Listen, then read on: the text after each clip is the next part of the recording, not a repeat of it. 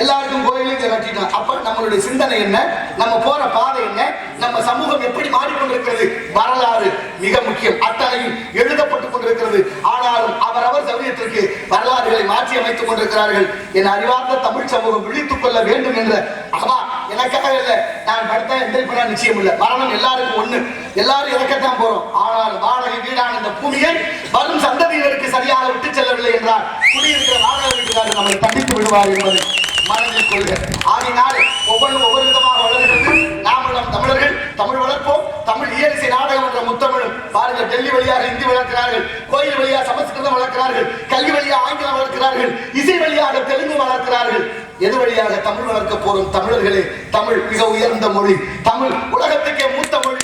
தமிழ் அத்தனை மொழிகளுக்கு மூத்த மொழி. தமிழ் நம்மை வாழ வைக்கும் மொழி. உயிரெழுத்து 12, மெய்யெழுத்து 18, உயிர்மெய் எழுத்து 216, ஆய்வெழுத்து 1 ஆக மொத்தம் 247 எழுத்து. எந்த மொழிக்கும் இல்லாத சிறப்பு இந்த மொழி கொண்டு ஒரு எழுத்து பொருள் தரும். ஆமோதிக்கணும். பை சுமப்பது, தீ சுடும், ஈ பறக்கும். எத்தனை பார்த்தீங்களா? ஒரு எழுத்து நமக்கு பொருள் தரக்கூடிய அவ்வளவு உயர்ந்த மொழி. இலக்கண வகுத்த மொழி. சொல் பொருள் யாப்பு அணி எழுத்து என்று சொல்லக்கூடிய இலக்கணம் வகுத்தது அடைமொழி எந்த மொழிக்கும் கிடையாது, தமிழுக்குத்தான். அதனால்தான் சங்கத்தமிழ், அதில் துங்கத்தமிழ், அதில் முந்து தமிழ் மாலை கோடி கோடி என்ற அருணகிரியார் பாடுகிறார். தமிழர்களாகிய நாம தமிழ் வளர்ப்போம். நாளைய தலைமுறையான பிள்ளைகளுக்கு தமிழ்ல பேர் வைப்போம். தமிழ் நம்மை வாழ வைக்கும் என்பதை உணர்ந்து வாழ்கிற அறிவார்ந்த தமிழ் சமூகம் நம்மளோட போறதில்லை. இந்த உலகம் நாளைய சமுதாயமான இளைஞர்களுக்கு, இளம் பிள்ளைகளுக்கு நம்ம வழிவிட்டு வாழணும். அவர்கள் இந்த நாட்டில் இந்த பூமியில வாழ வேண்டிய கடமையும் பொறுப்பு இருக்கு. அதை ஒருத்தரும் சொல்லிக் கொடுக்கணும். அதனால ஆசிரியர்கள் யாரும் இங்க வந்திருந்தா அழகாக தமிழ் சொல்லிக் கொடுங்கள். தமிழ் நம்மை வாழ வைக்கும் மொழி என்பதனால வளர்ப்படுறதெல்லாம் உணவு அத்தனையும் தலைகளா மாறி போச்சு. இந்த பிள்ளைகளுக்காக நாளைய தலைமுறை பிள்ளைகளை நாம் வளர்க்க வேண்டும் சரியான பாதையில். ஒரே ஒரு சந்தேகம்,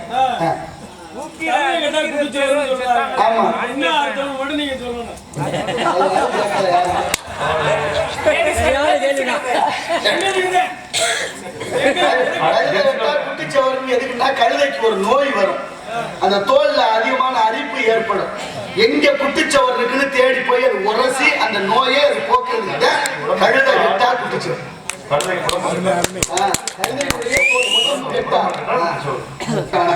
ஆதினால உள்ளம் கோயிலும் உடம்பு ஆலயம் மூச்சு காத்த சிவலிங்கம். அப்படின்னா என்ன அர்த்தம்?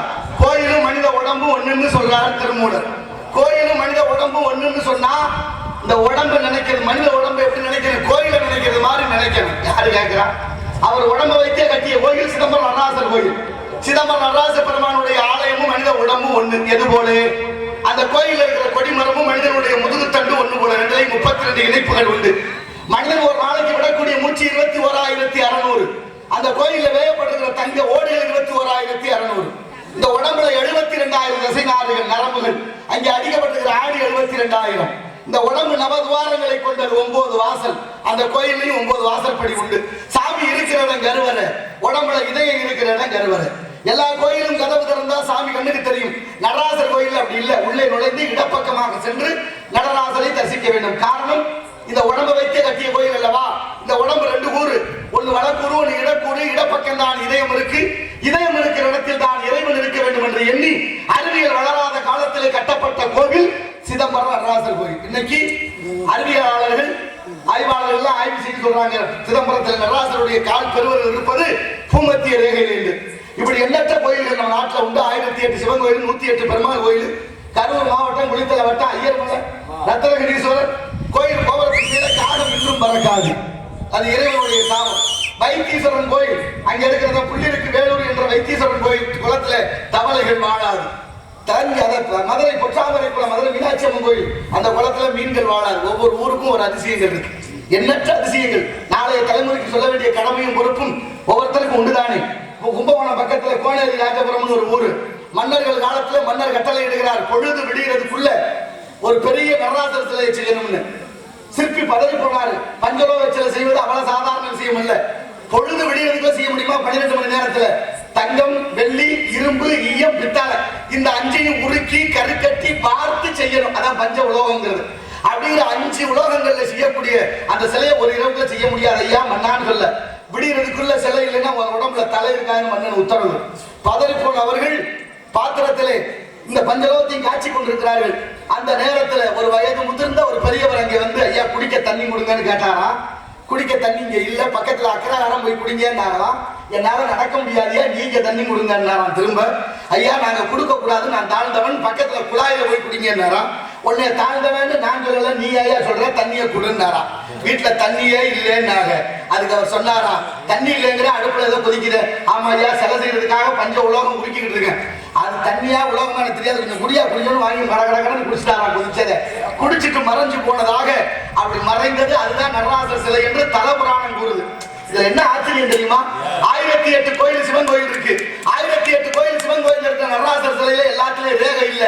கோனேரி ராஜபுரம் நடராசர் சிலையில ரேகை இருக்கு. மனுஷனுக்கு போல மறு இருக்குன்றது, மனிதனுக்கு எப்படி இருக்கோ மறு, அது போல அந்த நடராசர் சிலையில மறு இருக்கு. என்ன ஒரு அதிசயம்! இறைவன் இருக்கிறான் அல்லவா?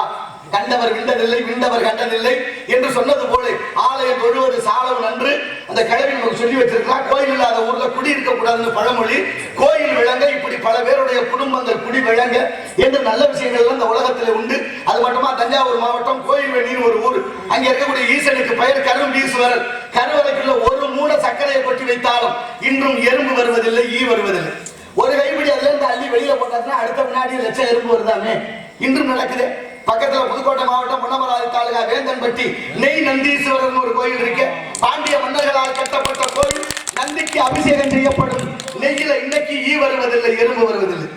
எஞ்சிய நெய்யை பக்கத்துல இருக்கிற கிணற்றிலே ஊற்றுகிறார்கள், அதிலும் ஈ வருவதில்லை, எறும்பு வருவதில்லை. என்ன ஒரு அதிசயம், ஆச்சரியம்! இறையர் இருக்கத்தானே செய்கிறது. பகுத்தறிவாளர்கள் இதற்கு பதில் சொல்ல முடியுமோ? ஆனாலும் பாருங்க, தென்காசி குற்றாலம் போனவர்களுக்கு தெரியும் காசி விஸ்வநாதர் கோயில்.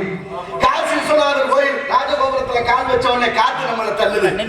மீறி நடந்தோமானா காத்து நம்மள அந்த பக்கம் தள்ளுது. அப்படி ஒரு சுழற்சி அந்த இடத்துல இருக்கு. 1800 பாண்டிய மன்னர்களால் கட்டப்பட்ட கோபுரம். ஆரியங்காவு கணவாய் வழியாக பொதியமலை சாரல் வழியாக வரக்கூடிய காற்றை தடுத்து நிறுத்தி அமைத்திருக்கிறார்கள் பாண்டிய மன்னர்கள். என்ன ஆச்சரியம்! இயற்கையை மாற்றி அமைக்கும் வல்லமையும் அறிவும் தமிழனுக்கு இருந்ததென்றால் இதை விட என்ன சான்று சொல்ல முடியும்? கெட்ட பின்பு ஞானி. நீங்க வேகத்தடை ஓடுறோம், வேகத்தடை போடுறதுக்கு மேல செத்ததுக்கு அப்புறம் தான் போடுவோம். பள்ளம் தோண்டி போட்டுருவான், பள்ளத்தை மூடாமே கிடக்கு, விழுந்ததுக்கு அப்புறம் தான் அதை மூடுவோம். இங்க நடக்கிற வேலை பூரா அப்படிதான் நடக்குது. வருமுன் காவாதான் வாழ்க்கை, எரி 300 அட்டக்கதை. ஆமா, சாலை ஓரத்துல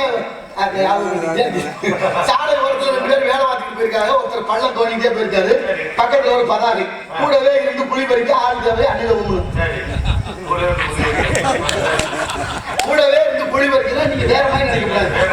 பள்ளம் தோன்றதுக்கு அப்படி எழுதி வச்சிருக்கிறாரு. அப்ப என்ன பண்றாரு, அவர் தோண்டிக்கிட்டே போக பக்கத்துல பின்னால வந்தவர் அதை மூடிக்கிட்டே போறாரு. என்ன வெறுமனே தோண்ட, வெறுமனே மூட, எதுக்கு தோன்றாங்க, எதுக்கு மூடுறாங்க? ஒரு ஆள் சந்தேகம் இல்ல. ஒரு ஆள் நின்று கேட்கிறாரு, ஏப்பா 2 பேரும் என்ன வேலை ஆகுறீங்க? எங்களுக்கு கொடுத்த வேலையை தையா பாக்குறேன். என்ன வேலை? எனக்கு பள்ளம் தோன்ற வேலை, அவர் பள்ளத்தை மூடுற வேலை. எதுக்கியா தோன்றியா, எதுக்கியா மூடுறிய? ஐயா 3 பேர் நாங்க எப்போதும் வேலை பார்க்கறது. அதுல இடையில ஒருத்தர் விடுமுறை எடுத்துட்டாரு. நாங்க கேட்டோம் எங்க அதிகாரிகள்கிட்ட, ஐயா ஒருத்தர் வரலையே, விடுமுறை எடுத்துட்டாரு, நாங்க என்ன செய்யட்டும்னு கேட்டோம். அவர் என்ன கடுப்புல இருந்தாலும் தெரியல. யார் வந்தா என்ன வராட்டினா உங்க வேலை போய் நீங்க பாருங்கன்னாரு. அதனாலதான் என் வேலை தோன்றேன், அவர் வேலை மூடுறாரு. இடையில யாரியா வரல, இடையில மரக்கன் ஒருத்தர் வச்சுக்கிட்டு வருவாரு, அவர் வரல. இந்த வேலைக்கு நம்ம என்ன சொல்றது? ஆமா ஆமா, முடிச்ச வேலை அவரோட வேலையை அவர் இப்படி எல்லாம் வேலை இல்ல, அவர் நல்ல விதமாக நடக்கணும். என்னப்பா இத்தனை பெரிய ஒரு நாடக மேடையிலே வடக்கு நோக்கி அமர்ந்திருக்கின்ற புடாரியம்மன் வாசலிலே இவ்வளவு பெரிய ஒரு நாரதர் என்று சொல்லக்கூடிய பெருமை நம்ம ஊருக்கு தான். நான் ஒரு ஊர்ல பார்த்தேன், அண்ணனுடைய அந்த ஒரு பாட்டுக்கு 1000 அர்த்தங்கள் சொல்லக்கூடிய ஒரு நாடகர் யார் என்று சொல்லக்கூடிய ஒரு பெருமை என்று சொன்னால் என்ற நாடகர் உண்மையிலேயே இந்த உலகத்திலே அவர் மறுபிறவையாகத்தான் இருப்பார் என்பதை மிக்க மகிழ்ச்சியோடு தெரிவித்துக் கொண்டு, அவர் கலை இன்னும் மென்மேலும் வளர நாம் எல்லாம் சேர்ந்து அவருக்கு ஒரு பாராட்டுகளை தெரிவிக்குமாறு அன்போடு அழைக்கின்றோம்.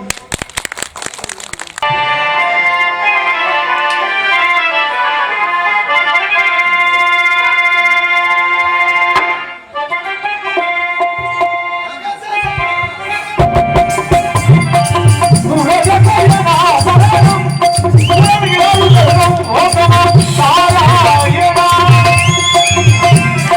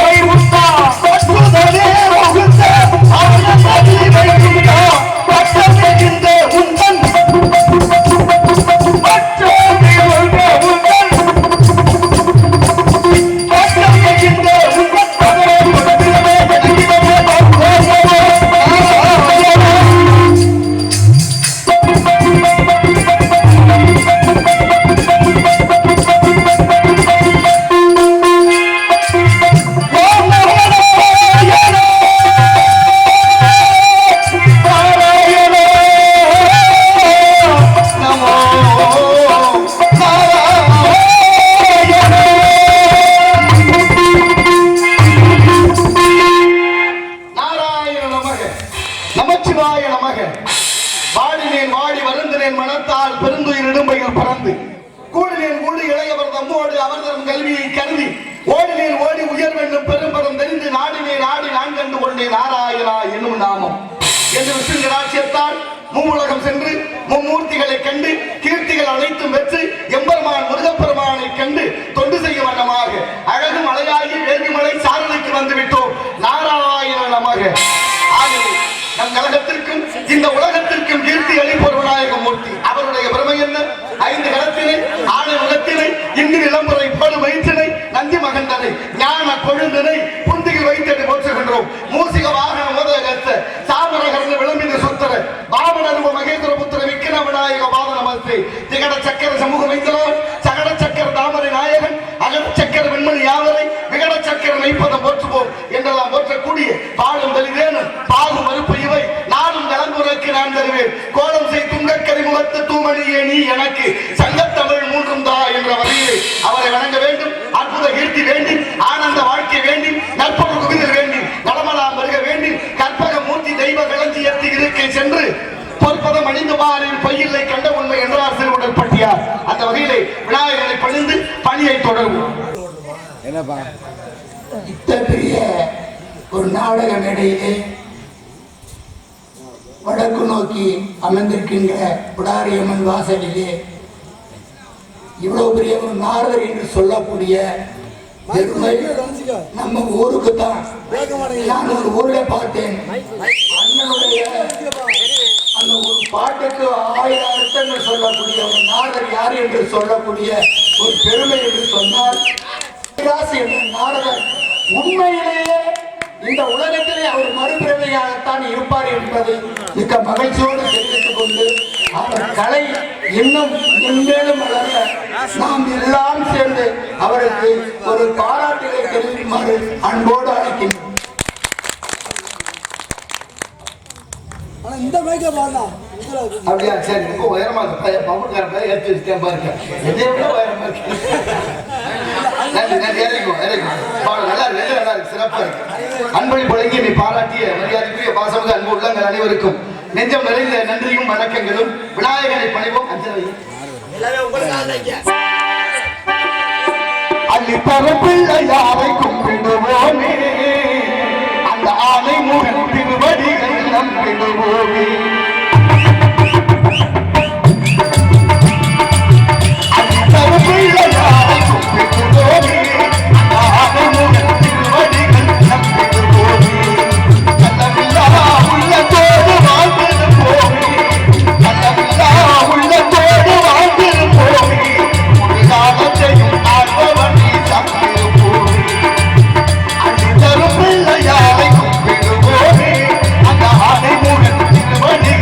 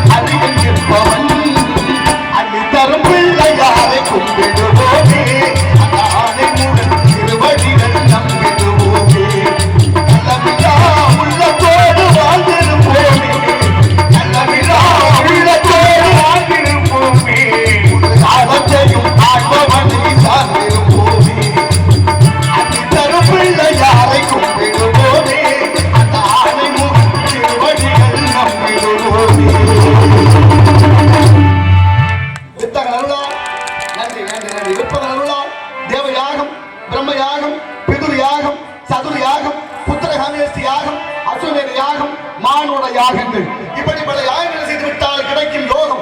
யோகத்துக்கு விரோதி போகம், போகத்தை மறந்து யாகத்தை செய்து யோகத்தை பெற்று அந்த யோகத்தாலே உள்ளம்பரிய கோயில், ஊனுடம்பை ஆலயம், வல்லபரானாருக்கு வாய்கோபுர வாசல், கள்ளப்புல நைந்தும் காணா மணி விளக்கு, தெல்ல தெளிந்தாருக்கு சீவன் சிவலிங்கம் என்று திருமூல திருமந்திரத்திலே பாடுகிறார். ஆதினால உள்ளம் கோயிலும் உடம்பு ஆலயம், மூச்சு காத்த சிவலிங்கம் அப்படின்னா என்ன அர்த்தம்? கோயிலும் மனித உடம்பு ஒண்ணுன்னு சொல்றாரு திருமூலர். கோயிலும் மனித உடம்பு ஒண்ணுன்னு சொன்னா இந்த உடம்பு நினைக்கிறது, மனித உடம்பு எப்படி நினைக்கிறது? கோயில நினைக்கிறது மாதிரி நினைக்கணும். யாரு கேட்கிறா? அவர் உடம்பை வைத்தே கட்டிய கோயில் சிதம்பரம் நடராசர் கோயில். சிதம்பரம் நடராச பெருமானுடைய ஆலயமும் மனித உடம்பும் ஒண்ணு. எது போல? அந்த கோயில இருக்கிற கொடிமரமும் மனிதனுடைய முதுகுத்தண்டு ஒண்ணு போல. 32 இணைப்புகள் உண்டு. மனிதன் ஒரு நாளைக்கு விடக்கூடிய மூச்சு 21,600. அந்த கோயில வேயப்படுகிற தங்க ஓடுகள் 21,600. இந்த உடம்புல 72,000 தசை நாடுகள், நரம்புகள். அங்கே அடிக்கப்பட்டிருக்கிற ஆடி 72,000. இந்த உடம்பு நவதுவாரங்களை கொண்டது, 9 வாசல். அந்த கோயிலையும் 9 வாசற்படி உண்டு. சாமி இருக்கிற இடம் கருவறை, உடம்புல இதயம் இருக்கிற இடம் கருவறை. எல்லா கோயிலும் கதவு திறந்தா சாமி கண்ணுக்கு தெரியும். நடராசர் கோயில் அப்படி இல்லை. உள்ளே நுழைந்து இடப்பக்கமாக சென்று நடராசரை தரிசிக்க வேண்டும். காரணம், இந்த உடம்பை வைத்தே கட்டிய கோயில் அல்லவா. இந்த உடம்பு 2 கூறு, ஒன்று வடக்கூறு ஒன்று இடக்கூறு. இடப்பக்கம் தான் இதயம் இருக்கு. இதயம் இருக்கிற இடத்தில் தான் இறைவன் இருக்க வேண்டும் என்று எண்ணி அறிவியல் வளராத காலத்திலே கட்டப்பட்ட கோவில் சிதம்பரம் நடராசர் கோயில். இன்னைக்கு அறிவியலாளர்கள் ஆய்வாளர்கள் ஆய்வு செய்து சொல்றாங்க, சிதம்பரத்தில் நடராசருடைய கால் பெருவர்கள் இருப்பது பூமத்திய ரேகையில். இப்படி எண்ணற்ற கோயில்கள் நம்ம நாட்டில் உண்டு. 1008 சிவன் கோயில், 108 பெருமாள் கோயில். கரூர் மாவட்டம் குளித்தலை வட்டம் ஐயர்மலை ரத்னகிரீஸ்வரர் கோயில் கோபுரத்தின் கீழே காகம் இன்றும் பறக்காது. அது இறைவனுடைய சாபம். வைத்தீஸ்வரன் கோயில், அங்க இருக்கிற புள்ளிருக்கு வேலூர் என்ற வைத்தீஸ்வரன் கோயில் குளத்துல தவளைகள் வாழாது. மதுரை பொற்றாமரை குளம், மதுரை மீனாட்சி அம்மன் கோயில், அந்த குளத்துல மீன்கள் வாழாது. ஒவ்வொரு ஊருக்கும் ஒரு அதிசயங்கள் இருக்கு, எண்ணற்ற அதிசயங்கள். நாளைய தலைமுறைக்கு சொல்ல வேண்டிய கடமையும் பொறுப்பும் ஒவ்வொருத்தருக்கும் உண்டுதானே. கும்பகோணம் பக்கத்துல கோனேரி ராஜபுரம்னு ஒரு ஊரு. மன்னர்கள் காலத்துல மன்னர் கட்டளை இடுகிறார், பொழுது விடுகிறதுக்குள்ள ஒரு பெரிய நடராசர் சிலையை செய்யணும்னு. சிற்பி பதறி போனாரு. பஞ்சலோக சிலை செய்வது அவ்வளவு சாதாரண விஷயம் அல்ல.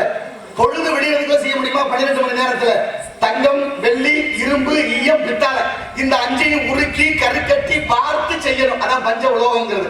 அப்படிங்கிற 5 உலோகங்கள்ல செய்யக்கூடிய அந்த சிலையை ஒரு இரவுக்குள்ள செய்ய முடியாது ஐயா மன்னான்னு சொல்ல. விடுகிறதுக்குள்ள சிலை இல்லைன்னா உடம்புல தலை இருக்கான்னு மன்னன் உத்தரவு. பதறி போன அவர்கள் பாத்திரத்திலே இந்த பஞ்சலோகத்தையும் காட்சி கொண்டிருக்கிறார்கள்.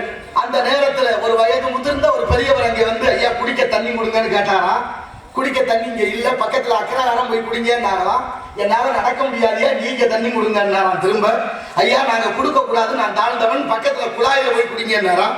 உடனே தாழ்ந்தவன் நான் சொல்லல, நீ ஐயா சொல்ற, தண்ணியை கொடுன்னாராம். வீட்டுல தண்ணியே இல்லைன்னாங்க. அதுக்கு அவர் சொன்னாரா, தண்ணி இல்லைங்கிற அடுப்புல ஏதோ கொதிக்குது. ஆமா ஐயா, சிலை செய்யறதுக்காக பஞ்ச உலோகம் குடிக்கிட்டு இருக்கேன். அது தண்ணியா உலகம் எனக்கு தெரியாது, கொஞ்சம் குடியா குடிக்கணும் வாங்கி கடகடன்னு குடிச்சிட்டாராம். குடிச்சதை குடிச்சிட்டு மறைஞ்சு போனதாக. அப்படி மறைந்தது அதுதான் நடராசர் சிலை என்று தலபுராணம் கூறுது. இதுல என்ன ஆச்சரியம் தெரியுமா? 1008 கோயில் சிவன் கோயில் இருக்கு. 1008 கோயில் சிவன் கோயில் இருக்க நடராசர் சிலையில எல்லாத்துலயும் ரேகை இல்ல. கோனேரி ராஜபுரம் நடராசர் சிலையில ரேகை இருக்கு. மனுஷனுக்கு போல மறு இருக்குன்றது, மனிதனுக்கு எப்படி இருக்கோ மறு, அது போல நடராசர் சிலையில மறு. என்ன ஒரு அதிசயம்! இறைவன் இருக்கிறான் அல்லவா. கண்டவர் விண்டதில்லை, விண்டவர் கண்டதில்லை என்று சொன்னது போல ஆலயம் தொழுவது சாலவு நன்று. அந்த கிழவி நமக்கு சொல்லி வச்சிருக்கிறார். கோயில் இல்லாத ஊர்ல குடி இருக்க கூடாதுன்னு பழமொழி. கோயில் விளங்க, இப்படி பல பேருடைய குடும்பங்கள் குடி விளங்க என்று நல்ல விஷயங்கள் இந்த உலகத்தில் உண்டு. அது மட்டுமா, தஞ்சாவூர் மாவட்டம் கோயில்வெளின்னு ஒரு ஊர். அங்க இருக்கக்கூடிய ஈசனுக்கு பெயர் கரும்பீஸ்வரர். கருவறைக்குள்ள ஒரு மூட சர்க்கரையை கொட்டி வைத்தாலும் இன்றும் எறும்பு வருவதில்லை, ஈ வருவதில்லை. ஒரு கைப்பிடி அதுல இருந்து அள்ளி வெளியில போட்டாச்சுன்னா அடுத்த முன்னாடி லட்சம் எறும்பு வருதாமே. இன்றும் நடக்குது. பக்கத்துல புதுக்கோட்டை மாவட்டம் பொன்னமராவதி தாலுகா வேந்தன்பட்டி நெய் நந்தீஸ்வரர் ஒரு கோயில் இருக்கு. பாண்டிய மன்னர்களால் கட்டப்பட்ட கோயில். நந்திக்கு அபிஷேகம் செய்யப்படும் நெய்யில இன்னைக்கு ஈ வருவதில்லை, எறும்பு வருவதில்லை. எஞ்சிய நெய்யை பக்கத்துல இருக்கிற கிணற்றிலே ஊற்றுகிறார்கள், அதிலும் ஈ வருவதில்லை, எறும்பு வருவதில்லை. என்ன ஒரு அதிசயம், ஆச்சரியம்! இறையர் இருக்கத்தானே செய்கிறது. பகுத்தறிவாளர்கள் இதற்கு பதில் சொல்ல முடியுமோ? ஆனால் பாருங்க, தென்காசி குற்றாலம் போனவர்களுக்கு தெரியும் காசி விஸ்வநாதர் கோயில். காசி விஸ்வநாதர் கோயில் ராஜகோபுரத்துல கால் வச்ச உடனே காத்து நம்மளை தள்ளுது. மீறி நடந்தோமானா காத்து நம்மளை அந்த பக்கம் தள்ளுது. அப்படி ஒரு சுழற்சி அந்த இடத்துல இருக்கு. 1800களிலே பாண்டிய மன்னர்களால் கட்டப்பட்ட கோபுரம். ஆரியங்காவு கணவாய் வழியாக பொதியமலை சாரல் வழியாக வரக்கூடிய காற்றை தடுத்து நிறுத்தி அமைத்திருக்கிறார்கள் பாண்டிய மன்னர்கள். என்ன ஆச்சரியம்! இயற்கையை மாற்றி அமைக்கும் வல்லமையும் அறிவும் தமிழனுக்கு இருந்ததென்றால் இதை விட என்ன சான்று சொல்ல முடியும்? நினைத்து பாருங்கள். கும்பகோணம் பக்கத்துல தேனுஞ்சு பிள்ளையார் ஒரு பிள்ளையாரு இன்னைக்கு அபிஷேகம் செய்யக்கூடிய குடமுடமா ஊத்தினாலும் தேனு வெளியில வருவதில் தலையில் ஒரு ஓட்டையும் இல்லை. ஆனாலும் இயற்கையினுடைய அதிசயமா ஒவ்வொருத்தரும் ஒவ்வொரு கணக்கு. அது மட்டும் இல்ல, நாகர்கோயில இருந்து கேரளா போற வயது கேரளபுரம்னு ஒரு ஊரு. அந்த அரச மரத்தடியில 4 பிள்ளையார் இருக்கு. 4 பிள்ளையார்ல ஒரு பிள்ளையார் மட்டும் 6 மாதம் கருப்பு 6 மாதம் வெண்மை. பிள்ளையார் கருப்பா இருக்கிற போதெல்லாம் அரச மரத்திலே கரும்பச்சையாகவும், பிள்ளையார் வெண்மையாக மாறுகிற பொழுது அரச மரத்திலே வெளிர் பச்சையாகவும், பக்கத்தில் ஒரு நீரோடை தண்ணியும் 6 மாதத்துக்கு ஒரு தடவை அப்படி நிறமாறிக்கொண்டே இன்றும் நடக்கிறது அந்த அதிசயம். பார்க்கலாமே. அது மட்டுமா, பானகர் அரசிமர்னு பங்கனப்பள்ளின்னு ஆந்திராவில் அண்டா அண்டாவா பானகம் கரைச்சிக்கிட்டே இருப்பாங்களாம். அந்த இடத்துல ஈ வரல, எறும்பு வரல. கரைச்ச இடத்தை விட்டு மாத்தி வச்சாங்கன்னா ஈ வந்துடலாம், எறும்பு வந்துடலாம். இதை விட அதிசயம், ஒரு அண்டா கரைச்சாலும் நரசிம்மருக்கு வாய் ஒரு கோடு போல அண்டாவில இருந்து ஊத்தும் போது பாதி அண்டா தான் போகுமா, சரியா இடம் வச்சது மாதிரி மீதம் போகலாம். சரி, அண்டாவில் ஊத்துனாதான் முழுமையா போகல, பாதி போகுதுன்னு ஒரு கோவில ஊற்றி பாருங்க, அதுலயும் பாதி கோவில தான் உள்ளே போகும், பாதி போகாது. போகாத மீத வந்து கொண்டிருக்கிறதான் பிடிச்சு தீர்த்தமாக கொடுத்து கொண்டிருக்கிறார்கள். இப்படி எண்ணற்ற அதிசயங்கள் காரணம். இலங்கையிலே கண்டி கதிர்காமம் மாணிக்க தரல மீன் வாழ்கிறது, மணிக்கங்கை மணிவளர் வாழ்வது, அங்கே விபூதி கங்கை விளைகிறது, மண்ணில் விளைகிறது. கந்த பெருமானுடைய காலடிப்பட்ட இடம். எங்க அப்பா அப்பவே சொன்னார், பிரம்மன் ராவணேஸ்வரன் ஆண்ட அந்த 8வது தீவான 7 தீவு இலங்கையை சுத்தி 7 தீவுல வீர மகேந்திரபுரியை அழிக்க சொன்னார். எல்லாத்தையும் அழிச்சிட்டாரு. முருகன் அழிச்சதுக்கு அப்புறம் எங்க அப்பா ஒரு வார்த்தை கேட்டுக்கிட்டாரா, உங்க காலடிப்பட்ட மண்ணு இந்த இலங்கை, அதனால இதை மட்டும் விட்டு வச்சுட்டு பாக்கி எல்லாத்தையும் அழிங்க. எங்க அப்பா அப்பவே இருந்தா இலங்கை அழிச்சிருப்பாங்க. இவ்வளவு தொந்தரவு இருந்திருக்காது. என் தமிழ் கொடி தொப்புள் பிடி சொந்தத்துங்களுக்கு எவ்வளவு பிரச்சனை. அவன் பார்த்த வேலை விட்டு வைக்க சொல்லி எவ்வளவு பிரச்சனையாகி போச்சு. இருந்தாலும் இப்படி எண்ணற்ற அதிசயங்கள் இந்த நாட்டில் இருக்கு. 1008 கோயில் சிவன் கோயில், 108 கோயில் பெருமாள் கோயில், அத்தனையும் தமிழ்நாட்டில் இருக்கிறது. ஆன்மீக பூமி என்றால் தமிழகம் ஒன்றுதான். அதனாலதான் 5 கண்டத்திலும் கிடையாது, முத்தமிழும் முத்தும் பிறந்தது தென் தமிழகத்திலே என்பதை நாமெல்லாம் பெருமையோடு சொல்வோம். அந்த வகையில் இந்த இடத்தின் சிறப்பை பார்க்கின்ற பொழுது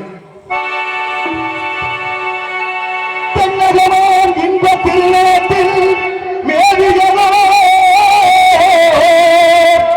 கண்ணவத்து குலகுமலை கனிவயத்தில் கருவாகி தலை காவிரி எனும் தாவிரம் உருவாகி வீழ்ச்சி காணாது இருக்க சிவசமுத்திர நீர்வீழ்ச்சி எனும் பேரில் நீண்ட வரலாறா பன்னம் பாடி ஒரு பழங்கள் தாளாட்ட கண்டம் பாடி அணை கடந்து ஆழ்ந்தாண்டும் காவிரி என பேர் பெற்று அகண்ட காவிரியார் பின்னடந்து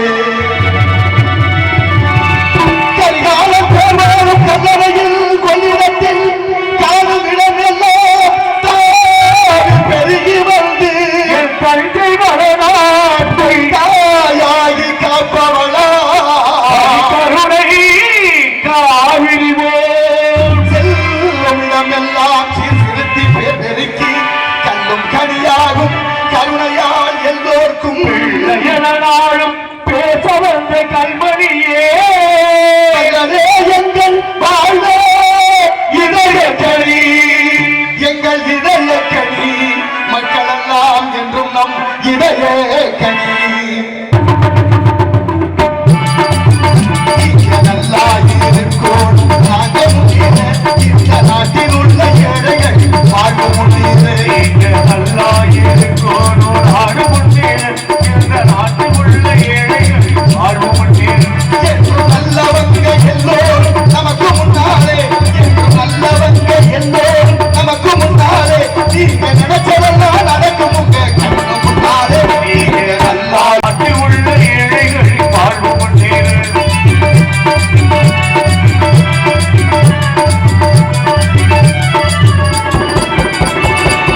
உழைக்கும் கோலைகளே ஒன்று கூடு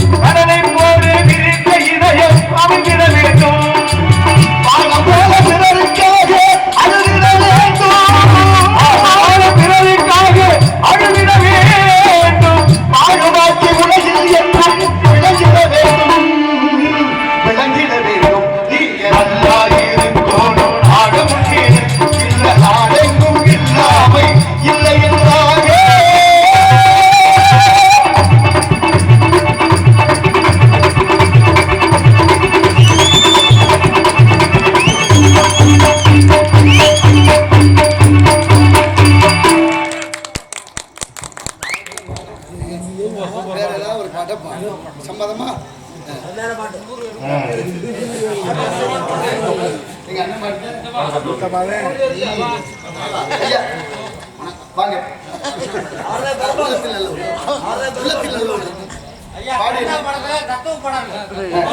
சரி பாடு, தெரிஞ்ச வரைக்கும் பாடு. அன்பளிப்புகளை வாரி வழங்கி உள்ளங்கள் அனைவருக்கும் நன்றி, உளமார்ந்த வணக்கம். வாடிய பயிரை கண்ட போதெல்லாம் வாடிவேன் இறைவா என்று வள்ளலார் பிறந்த பூமி, பயிர் வாடினால் கூட உயிர் வாடியதாக கருதிய மகான் அருட்பெரும் ஜோதி, அருட்பெரும் ஜோதி, தனிப்பெரும் கருணை, அருட்பெரும் ஜோதி என்று வள்ளல் பிரானார் பாடியதெல்லாம் மிக அற்புதமான பாடல்கள். வள்ளலார் ஒரு நாள் திண்ணையில படுத்திருக்காரா, காதுல 2 வயிறை கடுக்க கிடந்திருக்கு. களவாணி போய் உட்கார்ந்து மெதுவா கடுக்க நான் கலட்டி இருக்கிறேன். கேட்கலையா? இன்னும் சத்தமா இருக்கு, கேட்கலைங்கிறீங்க.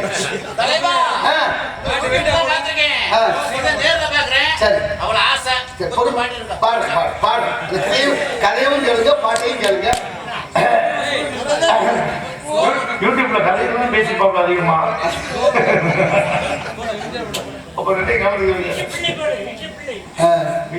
சரி, அடுத்த முல்லைக்கிழம் அதற்கு கடவுள் திருமால் வைங்க.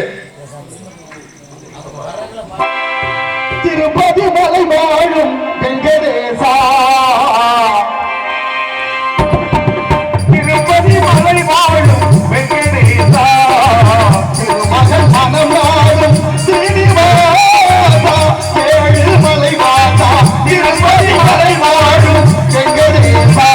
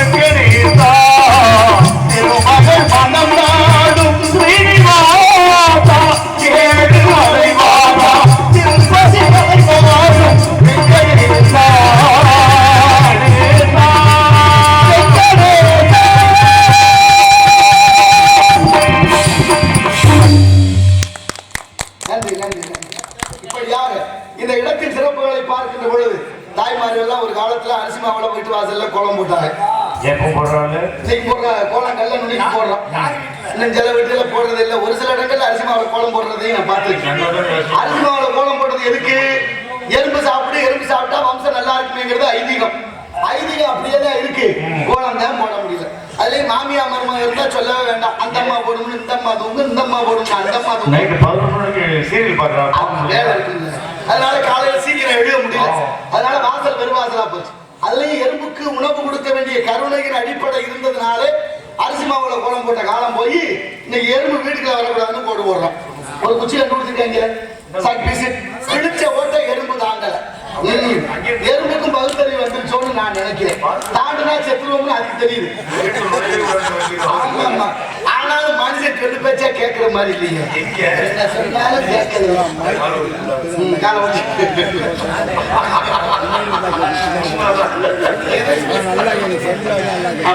சிரித்து வாழ வேண்டும், சிரிக்க வாழக்கூடாது. வாய்ப்பு சிரித்தால் நோய் விட்டு போகும். அதனால நல்ல சிந்தனையோடு சிரிச்சா முகம் அழகா இருக்குன்னு எல்லாரும் சொல்லுவாங்க. அது உண்மைதான். அந்த வகையை கோவப்படுற போது ஒரு படம் எடுத்து வச்சுக்கிறோமா, கோபமா இருக்கிற போது படம் பிடிச்சி வச்சுக்கிட்டோம்னா அப்புறம் நல்லா இருக்கும்போது எடுத்து பார்த்துக்க நம்ம முகம் அப்ப எவ்வளவு கொடூரமா இருக்கும்னு பாருங்க. அப்ப ரத்த நாளங்கள் சரியா ஓடணும்ன்றா சிரிச்சுக்கிட்டே இருக்கு. அப்படி வள்ளலார் படுத்திருக்கிற ஒரு களவாணிப்பை வந்து மெதுவா அவர் காதுல இருந்தா கடுக்கனை கலட்டி இருக்கிறார். அவர் காதுல 2 வயிறை கடுக்க இருந்திருக்கு. கலட்டினோன்னு அவர் முடிச்சுக்கிட்டாரு. ஆனா எந்திரிக்கல. சரி போகுது, இதை இல்லாத வெளியவே கலட்டிட்டு போறான்னு படுத்திருந்தாராம். படுத்திருக்கிற போதே அவருக்கு ஒரு யோசனை வந்திருக்கு. ஒத்த கடுக்கனை கொண்டு விற்க போனான்னு இன்னொரு கடுக்க எங்கன்னு வியாபாரி கேட்பாரு. அப்ப திருடுனது தெரிஞ்சு போய் மாட்டிக்கிறான். பாவம், கொடுக்கறது இன்னொன்னையும் கொடுத்துருவோமேனு தூக்கத்திலே புரண்டு படுக்கிற மாதிரி புரண்டு படுத்தாராம் வள்ளலாறு. திருட வந்தவனுக்கு புத்தி வந்து உட்கார்ந்து அழுக ஆரம்பிச்சுட்டேன். அழுதான வள்ளலாறு இருந்துச்சு. யாருப்பா நீங்க உட்கார்ந்து அழுகிற? ஐயா, களவாங்க வந்து உங்க காதுல கிடந்த கடுக்கனை கலட்டினேன், எனக்கும் கருணை புரியணும் நினைச்சு நீங்க புரண்டு படுத்தீங்க பாருங்க. அப்பவே மனசு மாறிச்சு. இனிமே இந்த தவறு செய்ய மாட்டேன், என்னை மன்னிச்சிருங்கய்யான்னு கையெடுத்து கும்பிட்டானா. ஆனா வள்ளலார் ஏத்துக்கல. தம்பி, நீ என்ன கும்பிடக்கூடாதுப்பா, நான் தான் உன்னை கும்பிடணும், நீ என்ன மன்னிச்சிருப்பான்னு நானா வள்ளலார். அவன் மதறி போன, நான் களவாணிப்பை எப்படியா உங்களை மன்னிக்க முடியும்? இல்லப்பா, இவ்வளவு காலமா இந்த தோடு என் காதுல இருந்துச்சு, எனக்கு தேவை என்று எண்ணி இருந்து விட்டேன். இப்பதான் புரியுது, இதுவும் உனக்கு உதவாது என்று உணர்த்த வந்த கடவுளப்பா நீ. அதனால நீ தான் என்ன மன்னிக்கணும், நான் உன்னை கையெடுத்து கும்பிடணும். அப்பேற்பட்ட மகான் பிறந்த மண்ணு நினைச்சு பாக்குறோமா எப்படி போயிருக்குன்னு. சென்னையில தங்கி இருக்கிறார் வள்ளலார் ராமலிங்கம் பிள்ளை சீடர்களோடு. அவர் போற வழியில ஒரு திண்ணையில ஒரு நிர்வாண சாமியார் உட்கார்ந்துக்கிட்டு போற வர ஆளுகள் எல்லாம் தப்பு தப்பா பேசிக்கிட்டு, அந்த மாடு போகுது, நாய் போகுது, நரி போகுது, கழுத போகுது அப்படின்னு திட்டிக்கிட்டே இருந்திருக்கேன் அந்த ஆளு. இப்ப சீடர்கள் சொல்றாங்க, ஐயா குருநாதான் இந்த பாதையில போக வேண்டாம், இன்னைக்கு வேற வழியா போவோமேன்னு சொன்னாங்கன்னா ஏன்னு கேட்கிறாரு. இந்த மாதிரி ஒரு சாமியார் உட்கார்ந்துக்கிட்டு எல்லாரையும் தப்பு தப்பா பேசுறேன், நம்மளும் போக வேண்டாம். அப்படியா, எல்லாரும் பேசுறாங்க, பேசுறது நம்மளையும் பேசுறாலும் கேட்டுப்போம், வாங்க போன்னு கூட்டிகிட்டே போனாரா. வள்ளலார் அந்த சாமியார் இருக்கிறத தாண்டும் போது அந்த நிர்வாண சாமியார் இதோ மனிதர் போகிறாருன்னா, மனிதரும் மனிதராக வாழ்ந்த மகான், அவர் மேலே வழக்கு தெரியுமா உங்களுக்கு?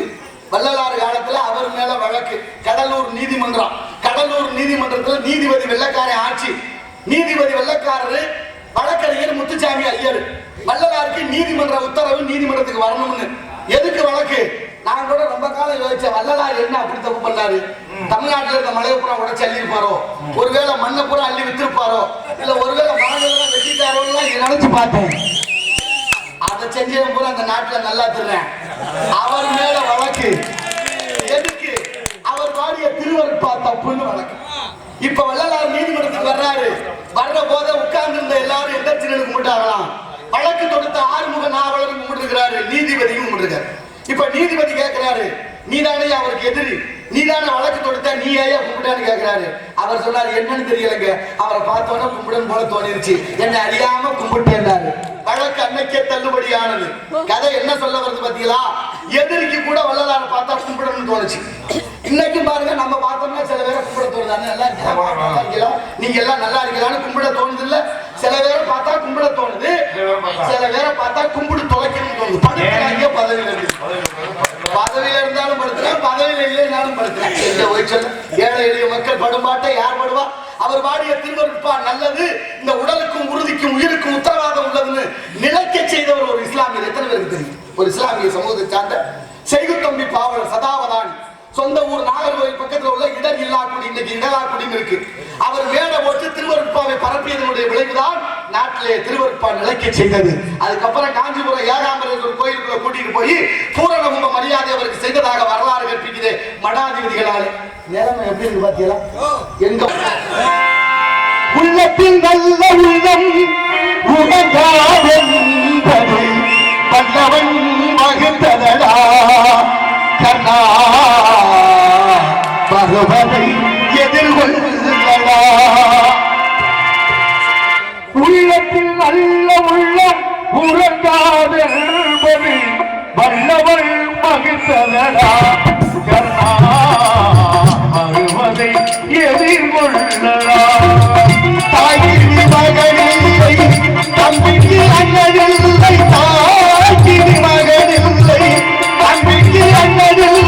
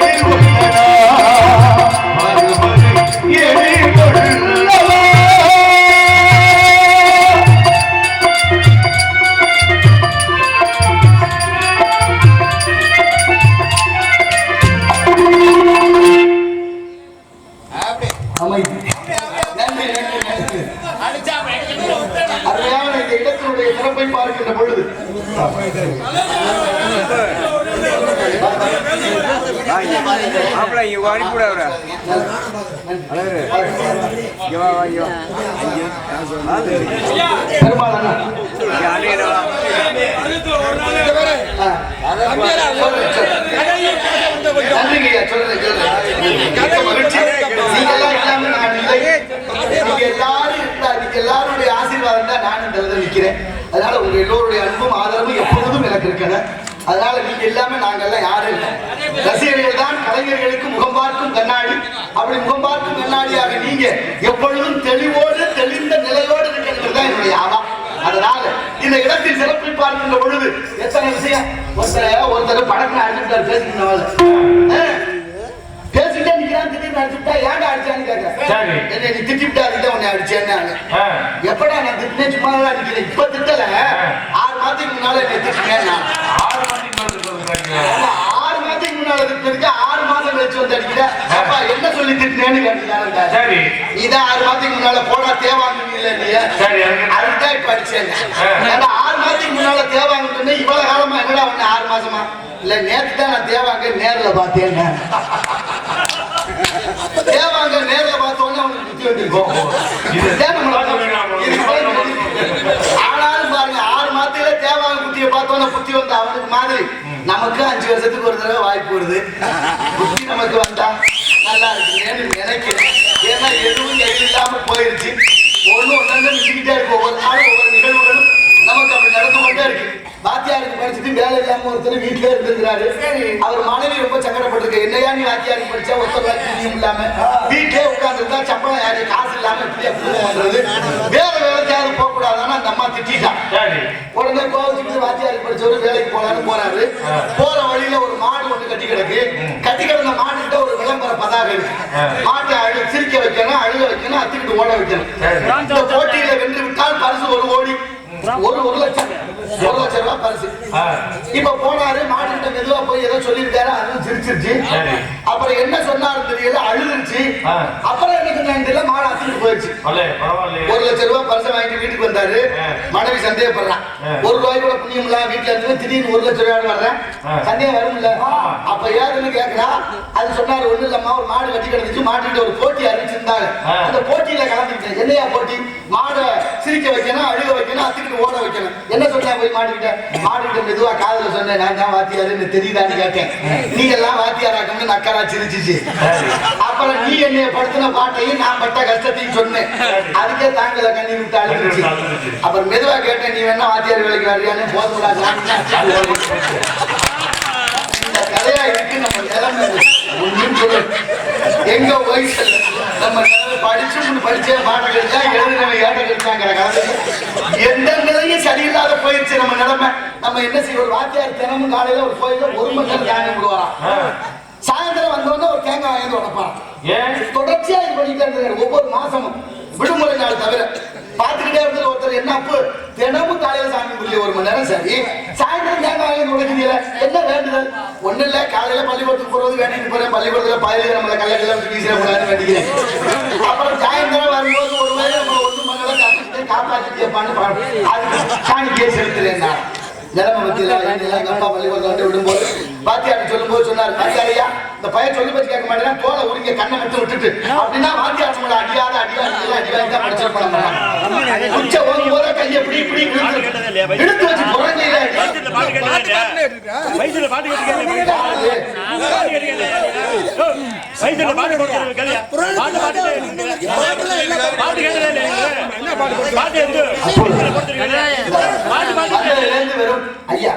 ஐயா பாட்டா தான் படிக்கிறாங்க. நானும் கூட ஒரு பாட்டு பாடிக்கிட்டு தான் இருக்கிறேன்.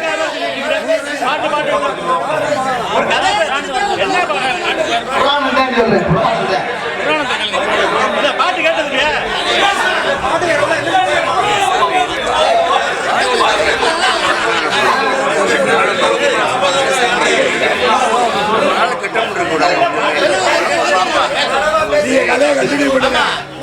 அப்படி வாத்தியாரு நான் எதுக்கு சொல்ல வரேன்னா, வாத்தியார் நம்மள எல்லாம் அடிக்கி வாத்தியார் மேல நம்ம புகார் பண்ணியிருந்தோம்னா எந்த வாத்தியாராவது ஊருக்குள்ள நடமாட முடியுமா?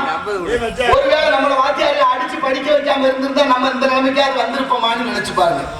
எதிர்கால வாழ்க்கை, கடந்த கால வாழ்க்கை, நிகழ்கால வாழ்க்கை நமக்கு எப்படி இருக்குன்னு யோசிக்கும். நம்ம எல்லாம் படிக்கும் போது பள்ளிக்கூடத்துல ஒரு பாட புத்தகம் பல கதை இருக்கு. 1வது 2வதுல பாட்டி வடை சுட்ட கதை நம்மளும் படிச்சோம்ல. ஒரு பாட்டி வடை சுடுவா, ஒரு காக்கா ஓடியாந்து பாட்டிக்கு தெரியாம வடையை தூக்கிட்டு ஓடி போயிடும். வடையை கொண்டு போய் மரத்து மேல வச்சிருக்கோம். அங்க ஒரு நரி வரும். நரி வந்து அந்த காக்காயை பார்த்து சொல்லும், நீ ரொம்ப அழகா இருக்கிற, உன் குரல் ரொம்ப இனிமையா இருக்குன்னு எல்லாரும் பேசிக்கிறாங்க. ஒரு பாட்டு பாடுவேன்னு நரி சொல்லும். நரி பேச்ச நம்பி காக்கா வாயை பழக்க வடை கீழே விட நரி தூக்கிட்டு ஓடி போயிடும். இதைத்தான் நம்ம எல்லாரும் படிச்சோம். இந்த கதையின் மூலமா நமக்கு சொல்ல வந்த கருத்து என்ன, நம்ம கத்துக்கிட்ட கருத்து என்ன சொல்லுங்க பாப்போம். என்ன சொல்லி கொடுத்துருக்காங்க? பாட்டியை ஏமாத்த காக்கைக்கு சொல்லி கொடுத்து, காக்கையை ஏமாத்த நரிக்கு சொல்லி கொடுத்து, இந்த ஏமாத்த கதையை படிச்சுட்டு இந்த நாட்டை ஒருத்தவங்க கூட உண்மையா இல்ல. மனுஷன் சாப்பிடுறாண்டா தம்பி பயில மாறுவதப்போ தீர்வதப்போ நம்ம கவலைன்னு பட்டுக்கோட்டையார் பாடிய பாடல் தான் ஞாபகத்திற்கு வருது. எத்தனை பாடல்கள் சொல்லலாம். நீங்க இதே கதையை என் அறிவார்ந்த தமிழ் பெரியோர்களே, தமிழ் சமூகமே, ஐயா அவர்கள் கண்ணன் பாட்டு பாடுமாறு மீண்டும் ரூபாய் 50 வழங்கி இருக்கிறார்கள். ஐயா அவர்களுக்கு நன்றி. இந்த கதையை முடிச்சோன்னு பாட்டு பாடியாங்க. ஒவ்வொரு கதையா ஒரு பாட்டா பாட பொறுமையா கேளுங்க. பாட்டு நம்ம பிறந்ததுல இருந்து கடைசியா போய் சேர்ற வரைக்கும் பாட்டு இருக்கு. என்னை விட சிறப்பா அந்த ஒளிபெருக்கில கேட்கலாம். நான் சும்மா இதான் பாடு. ஆனாலும் நான் சொல்ற கருத்து பசுமரத்தாணி போல பதிய, அதை தயவு செய்து கேளுங்க.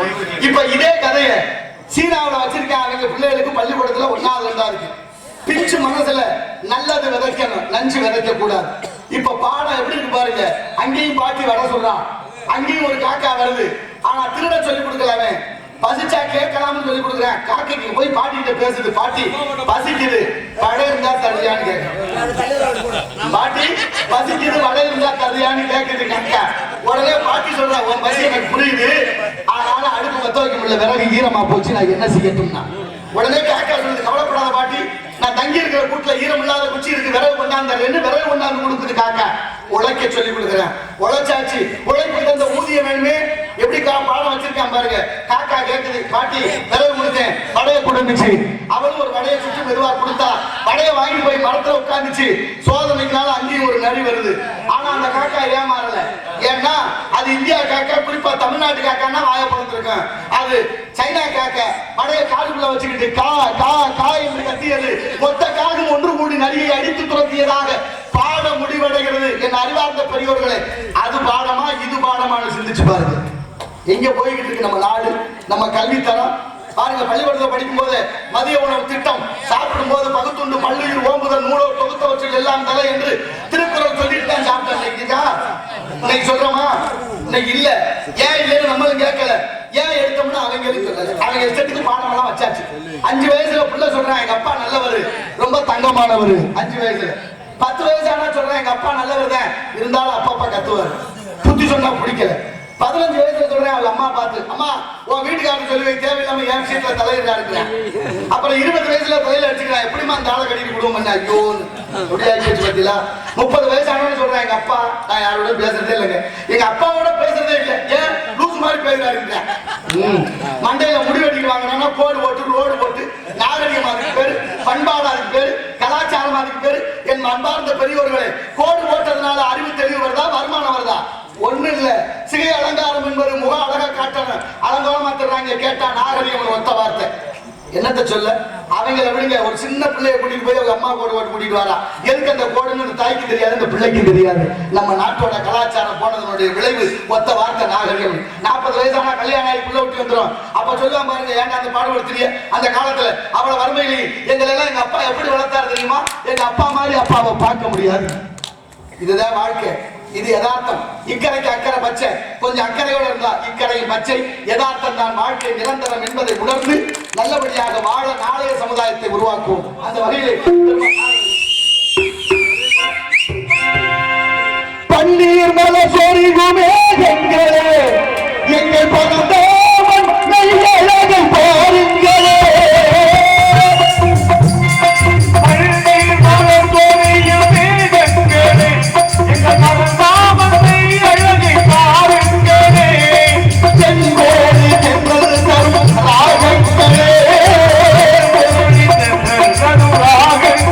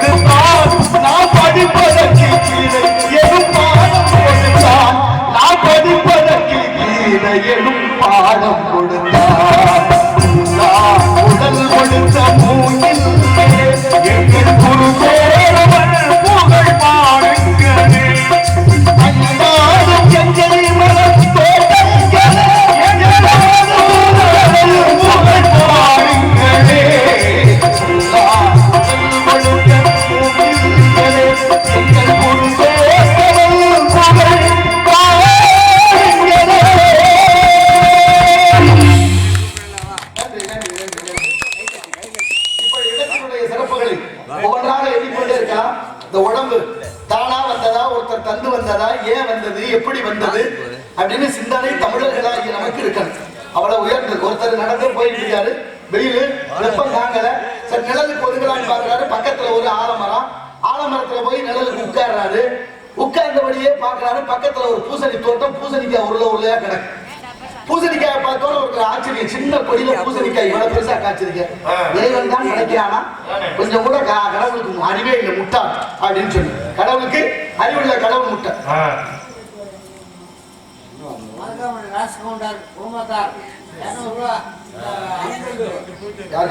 எல்லாருக்குமே வச்சுங்க வச்சுங்க எல்லாருக்கும். அண்ணா ராஜகவுண்டரா,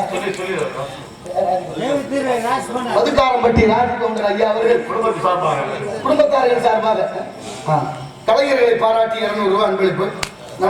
நன்றி. வாழ்க வாழ்க பல்லாண்டு.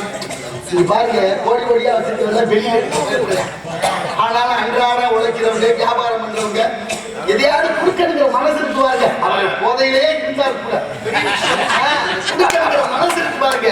அந்த மனசு தான் ஐயா வள்ளல் பெருந்தகை.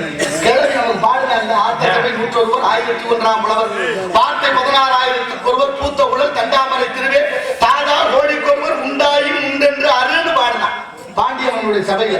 தாதான்னா வள்ளல், கோடிக்கு ஒருத்தர். அப்படி வள்ளல். அப்ப நம்ம தமிழ்நாட்டுல 8 கோடி பேர் மக்கள், 8 கோடி பேருக்கு 8 வள்ளல் இருக்கணும்ல, இல்லையே. ஆனா வள்ளல் எல்லாம் இல்ல, இங்க இருக்கா. எல்லாரும் கொடுக்க மனசு இருக்கு பாருங்க. அள்ளி கொடுக்காட்டினாலும் கிளியா கரை கரம் படைத்தது கொடுப்பதற்கு. வள்ளுவர் கூட ஈதல் இசைப்பட வாழ்தல் அது வல்லது ஊதியம் இல்லை இருக்கு. இப்ப என்ன பண்ண, பூசணிக்காய் படைச்சது கடவுள் தப்பு, கடவுளுக்கு அறிவுல முட்டாளு சொல்லிட்டு ஆலமரத்துல மல்லாக்கப்படுத்த மேல ஆலம்பழம் சிறுசா இருக்கு. இப்ப முடிவே போயிட்டா, இவ்வளவு பெரிய மரத்தை படைச்சு சின்ன பழத்தை வச்சுட்டு சின்ன கொடியில இவ்வளவு பெரிய காயப்படுத்தாங்க. கடவுளுக்கு அறிவே இல்லை, கடவுள் முட்டா. நாட்டுல கொல்ல போய் கடவுள் முட்டான்னு சொல்றேன். ஆனாலும் பாருங்க, கொஞ்ச நேரத்துல அப்படியே படுத்து கிடந்தேன், காத்து வந்தது, மரம் அசைந்தது, ஒரு பழம் நழுவி ஆலம்பழம் நெத்தியில விழுந்தது. அம்மா எந்திரிச்சேன். இப்ப யோசிக்கிறான், இவ்வளவு உயரத்துல இருந்து ஒரு சின்ன பழம் விழுந்திருக்கு, இந்த வழி வலிக்குது. ஒருவேளை பூசணிக்காய் மேல காய்ச்சிருந்து நேரம் விழுந்திருந்தா நம்ம தலை என்ன ஆகுறது, தேங்காயா போயிருக்குமே தப்பா நினைச்சுட்டா கடவுள் அறிவாள். கடவுள் மிகப்பெரியவன், கடவுள் செய்ததுதான் சரி. அதனாலதான் ஒன்று போல எல்லாத்தையும் எப்பொழுதும் தப்பா யோசிக்கிறேன். கெட்ட பின்பு ஞானி. நீங்க வேகத்தடை ஓடுறோம், வேகத்தடை போடுறதுக்கு மேல எவனா செத்ததுக்கு அப்புறம் தான் போடுவோம். பள்ளம் தோண்டி போட்டுருவான், பள்ளத்தை மூடாமே கிடக்கு, எவனா விழுந்ததுக்கு அப்புறம் தான் அதை மூடுவான். இங்க நடக்கிற வேலை பூரா அப்படித்தான் நடக்குது. வருமுன் காவாதான் வாழ்க்கை எரி 300 ஆட்டக்கதை. ஆமா, சாலை ஓரத்துல சாலை ஓரத்துல 2 பேர் வேலை பார்த்துட்டு போயிருக்காங்க. ஒருத்தர் பள்ளம் தோண்டிட்டே போயிருக்காரு, பக்கத்துல ஒரு பதாகை, கூடவே இருந்து புளி பறிக்க ஆள் தேவை அணில உண்ணும். கூடவே இருந்து புளி பறிக்கலாம். நீங்க வேற மாதிரி நினைக்கக்கூடாது, பள்ளம் தோன்றதுக்கு அப்படி எழுதி வச்சிருக்கிறாரு. அப்ப என்ன பண்றாரு, அவர் தோண்டிக்கிட்டே போக பக்கத்துல பின்னால வந்தவரை அதை மூடிக்கிட்டே போறாரு. என்ன வெறுமனே தோண்ட வெறுமனே மூட எதுக்கு தோன்றாங்க, எதுக்கு மூடுறாங்க? போறாரு ஆளு சந்தேகம் இல்ல. ஒரு ஆள் நின்று கேட்கறாரு, ஏப்பா 2 பேரும் என்ன வேலை ஆகுறீங்க? எங்களுக்கு கொடுத்த வேலையை தையா பாக்குறேன். என்ன வேலை? எனக்கு பள்ளம் தோன்ற வேலை, அவர் பள்ளத்தை மூடுற வேலை. எதுக்கியா தோன்றியா, எதுக்கியா மூடுறியா? ஐயா 3 பேர் நாங்க எப்போதும் வேலை பார்க்கறது. அதுல இடையில ஒருத்தர் விடுமுறை எடுத்துட்டாரு. நாங்க கேட்டோம் எங்க அதிகாரிகள்கிட்ட, ஐயா ஒருத்தர் வரலையே விடுமுறை எடுத்துட்டாரு, நாங்க என்ன செய்யட்டும்னு கேட்டோம். அவர் என்ன கடுப்புல இருந்தாலும் தெரியல. யார் வந்தா என்ன வராட்டினா உங்க வேலையை போய் நீங்க பாருங்கன்னாரு. அதனாலதான் என் வேலை தோன்றேன், அவர் வேலை மூடுறாரு. இடையில யாரியா வரல, இடையில மரக்கன் ஒருத்தர் வச்சுக்கிட்டு வருவாரு, அவர் வரல. இந்த வேலைக்கு நம்ம என்ன சொல்றது? ஆமா ஆமா, முடிச்ச வேலை அவர் வேலையை அவர் இப்படி எல்லாம் வேலை இல்லாம நல்ல விதமாக நடக்கணும். அவர் சிந்தனையோடு ஆண்டவன் படைப்புல எல்லாருக்கும் 6 அறிவு தானே, 6 அறிவு தான். என்ன முக்கிய நீங்க 6 அறிவு எல்லாருக்கும் இருக்கு, ஆனா பயன்படுத்துறமாங்கிறதான் பிரச்சனையே. ஏன்னா மக்களும் ஐயறிவினவே என்பது ஒரு காப்பியம். கம்பரே பாடுறாரு, மக்களும் விலங்கும் ஒண்ணுன்னு. இன்னும் சில பேரை போய் கேட்டு பாருங்க, வீட்டுல ஏமா உங்க வீட்டுக்காரங்க, ஆமா அதான் தான் தெரியும், அப்புறம் வரும் அப்படின்னா என்னாச்சு, ஆழம் ஆழம் ஆகி போச்சு. ஆனாலும் பாருங்க, இந்த தமிழர்கள் நம் முன்னோர்கள் உயர்ந்த தத்துவத்தோடு உயர்ந்த குணத்தோடு இந்த இலக்கணத்துல நமக்கெல்லாம் உயர்ந்தன்னு பேர் வச்சிருக்கு. உயர்வுன்னு சொன்னா எதிர்ப்பதம், தாழ்வுன்னு சொல்லல. ஆனா சொல்லல, ஏன் தாழ்வுன்னு சொல்லல? ஓரறிவு வந்ததுக்காக அந்த பிராணிகளை தாழ்வுன்னு சொல்லாம அக்திரின்னு பேர் வச்சா தமிழன் உயர்ந்த நோக்கத்தோடு. அதெல்லாம் நம்ம சிந்திக்க வேண்டாமா, நம்ம எல்லாம் தெரிஞ்சுக்க வேண்டாமா எப்படி இருக்கிறது நிலைமை? ஆனாலும் பாருங்க, நீங்க பாகற்காய் கசக்குன்னு எல்லாருக்கும் தெரியும். பாகற்காயை கசக்குதுன்னு கசப்பு காயின்னு பேர் வைக்கல, பாகற்காயின்னு பேர் வச்சா. எதுக்கு? ஏன்னா இப்ப உதாரணம் சொல்லும் பாருங்க, ஒருத்தர் கஞ்சத்தனமா இருக்காரு. ஏன் அப்படி கஞ்சத்தனமா இருக்குன்னா கோவம் வந்துடும். ஆமா. ஏன் இவ்வளவு கருமையா இருக்கானாலும் கோவம் வரும். கொஞ்சம் மாத்தி சொல்லி பாருங்க. என்ன ரொம்ப சிக்கனமா இருப்பியோ இருக்கு, கொஞ்சம் மாத்து செய்யறது அப்படின்னா சரியா வந்துருது. கோவம் வராம சிக்கனவாதின்னு சொல்றாங்க அப்படின்னா அவருக்கு ஒரு மனசு இழகுமா. ஏன்னா ஒரு வார்த்தை வெல்லும், ஒரு வார்த்தை கொள்ளும். சொல்வாக்கு செல்வாக்கு தேவர்கள் திருவாக்கு, சொல்வாக்கு தவறி விட்டா நாரிய புண்ணாக்கு அப்படிங்கிற மாதிரி பாகற்காய்க்கு ஏன் பாகற்காய்னு கசப்பு காய்னு வைக்கலைன்னா கசக்குதுன்னு சொன்னா மூஞ்சில் அடிச்ச மாதிரி இருக்கலாம். அதுக்காகவே பாகுன்னா இனிப்பு, அச்சதுனா இல்ல அது இனிப்பு இல்ல கசக்கும்னு சொல்லாமலே சொல்லி வைத்த தமிழர்கள் இன்னைக்கு என்ன நிலைமையில இருக்க நம்ம பாருங்க. நான் 69 பேர் கள்ளச்சாராயம் குடிச்சு செத்து போயிடுச்சு. கூடவா 10 லட்சம் ஒரு ஆளுக்கு 10 லட்சம் உழைக்கிறது ராணுவத்துல சரி விடுக்காது. உடைச்சு அதனால இந்த இனத்தினுடைய சிறப்பு இப்படி எல்லாம் இருக்கு. என் அறிவார்ந்த தமிழ் சமூகம் நம்மளோட போறதில்லை. இந்த உலகம் நாளைய சமுதாயமான இளைஞர்களுக்கு, இளம் பிள்ளைகளுக்கு நம்ம வழிவிட்டு வாழணும். அவர்கள் இந்த நாட்டில் இந்த பூமியில வாழ வேண்டிய கடமையும் பொறுப்பு இருக்கு. அதை ஒருத்தரும் சொல்லிக் கொடுக்கணும். அதனால ஆசிரியர்கள் யாரும் இன்னைக்கு வந்திருந்தா அழகாக தமிழ் சொல்லிக் கொடுங்கள். தமிழ் நம்மை வாழ வைக்க முடியும் என்பதனால மனிதன் எல்லாம் தெரிந்து கொண்டான், வாழ்வதை புரிந்து கொண்டான். இருந்த போது மனிதனுக்கு ஒண்ணு மட்டும் தெரியலே. கவிஞர்கள் சொன்னது போல மனிதன் மனிதனாக வாழ வேண்டும் என்பதனால மனிதன் நினைப்பதுண்டு வாழ்வு நிலைக்கும் என்று இறைவன் நினைப்பதுண்டு பாவம் மனிதன் என்று.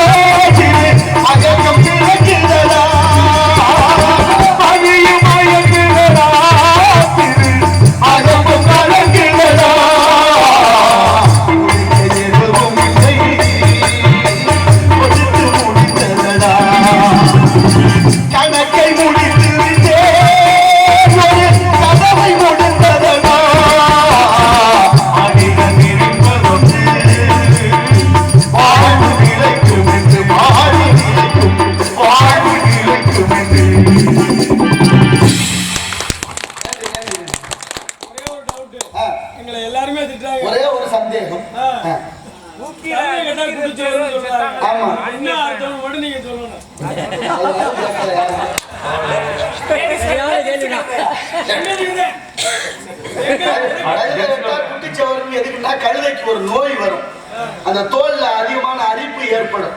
எங்க குட்டிச்சவர் இருக்குன்னு தேடி போய் அது உரசி அந்த நோயை அது போக்குறது கழுதை வெட்டா குட்டிச்சவர்.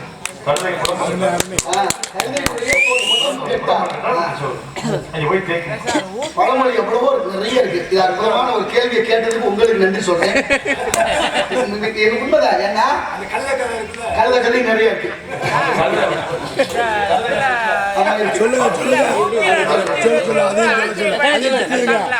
அப்படி நிறைய என்னால முடிஞ்ச வரைக்கும் சொல்லு, நேரம் கணக்கு போயிட்டே இருக்கு. அதனால நல்ல விஷயம். ஏன்னா கழுதைக்கு தெரியுமா கற்பூர வாசனை ஒரு பழமொழி இருக்கு. கழு தைக்க தெரியும் கற்பூர வாசனை. கழுன்னா கோரை, அதுல பாய் தைக்கிறான். பாய் தைக்கும் போது கற்பூர வாசனை தெரியுமா மூக்குக்கு. அப்படி கற்பூர வாசனை அதுல வர்றதுதான் பாய் தைக்கணும்னு ஏன் சொன்னாங்கன்னா, அந்த கோரப்பாயில படுத்தோம்னா பாச்சை, பூரா, தேடு, பள்ளி இதெல்லாம் வராது, விசேஷத்துக்கள் வராம தடுக்கிற தன்மை உடையது இந்த கோரப்பாய். நம்ம அதெல்லாம் விட்டு நாங்கள் சீனாவில இருந்து பிளாஸ்டிக் பாயை வாங்கி போட்டு படுக்கலாம். அது ரொம்ப கெடுதல். அதனால நல்ல நல்ல பழமையான விஷயங்களை பாதுகாப்போம். சோழியன் குடும்பி சும்மா ஆகுமான்னு, சும்மா ஆடுமான்னு. சோழியன் குடும்பி சும்மா ஆடுமா இல்ல, சும்மா ஆகுமா. குடும்பி எவ்வளவு நீளம் இருந்தாலும் சுத்தி வச்சு சும்மா ஆக்க முடியாது இல்ல. அதுக்காகத்தான் அந்த பழமொழி. இது மாதிரி நிறைய இருக்கு. 1000 பேரை கொண்டவன் அறவைத்தியமா, 1000 பேரை கொன்றவர்கள் அறவைத்தியம்.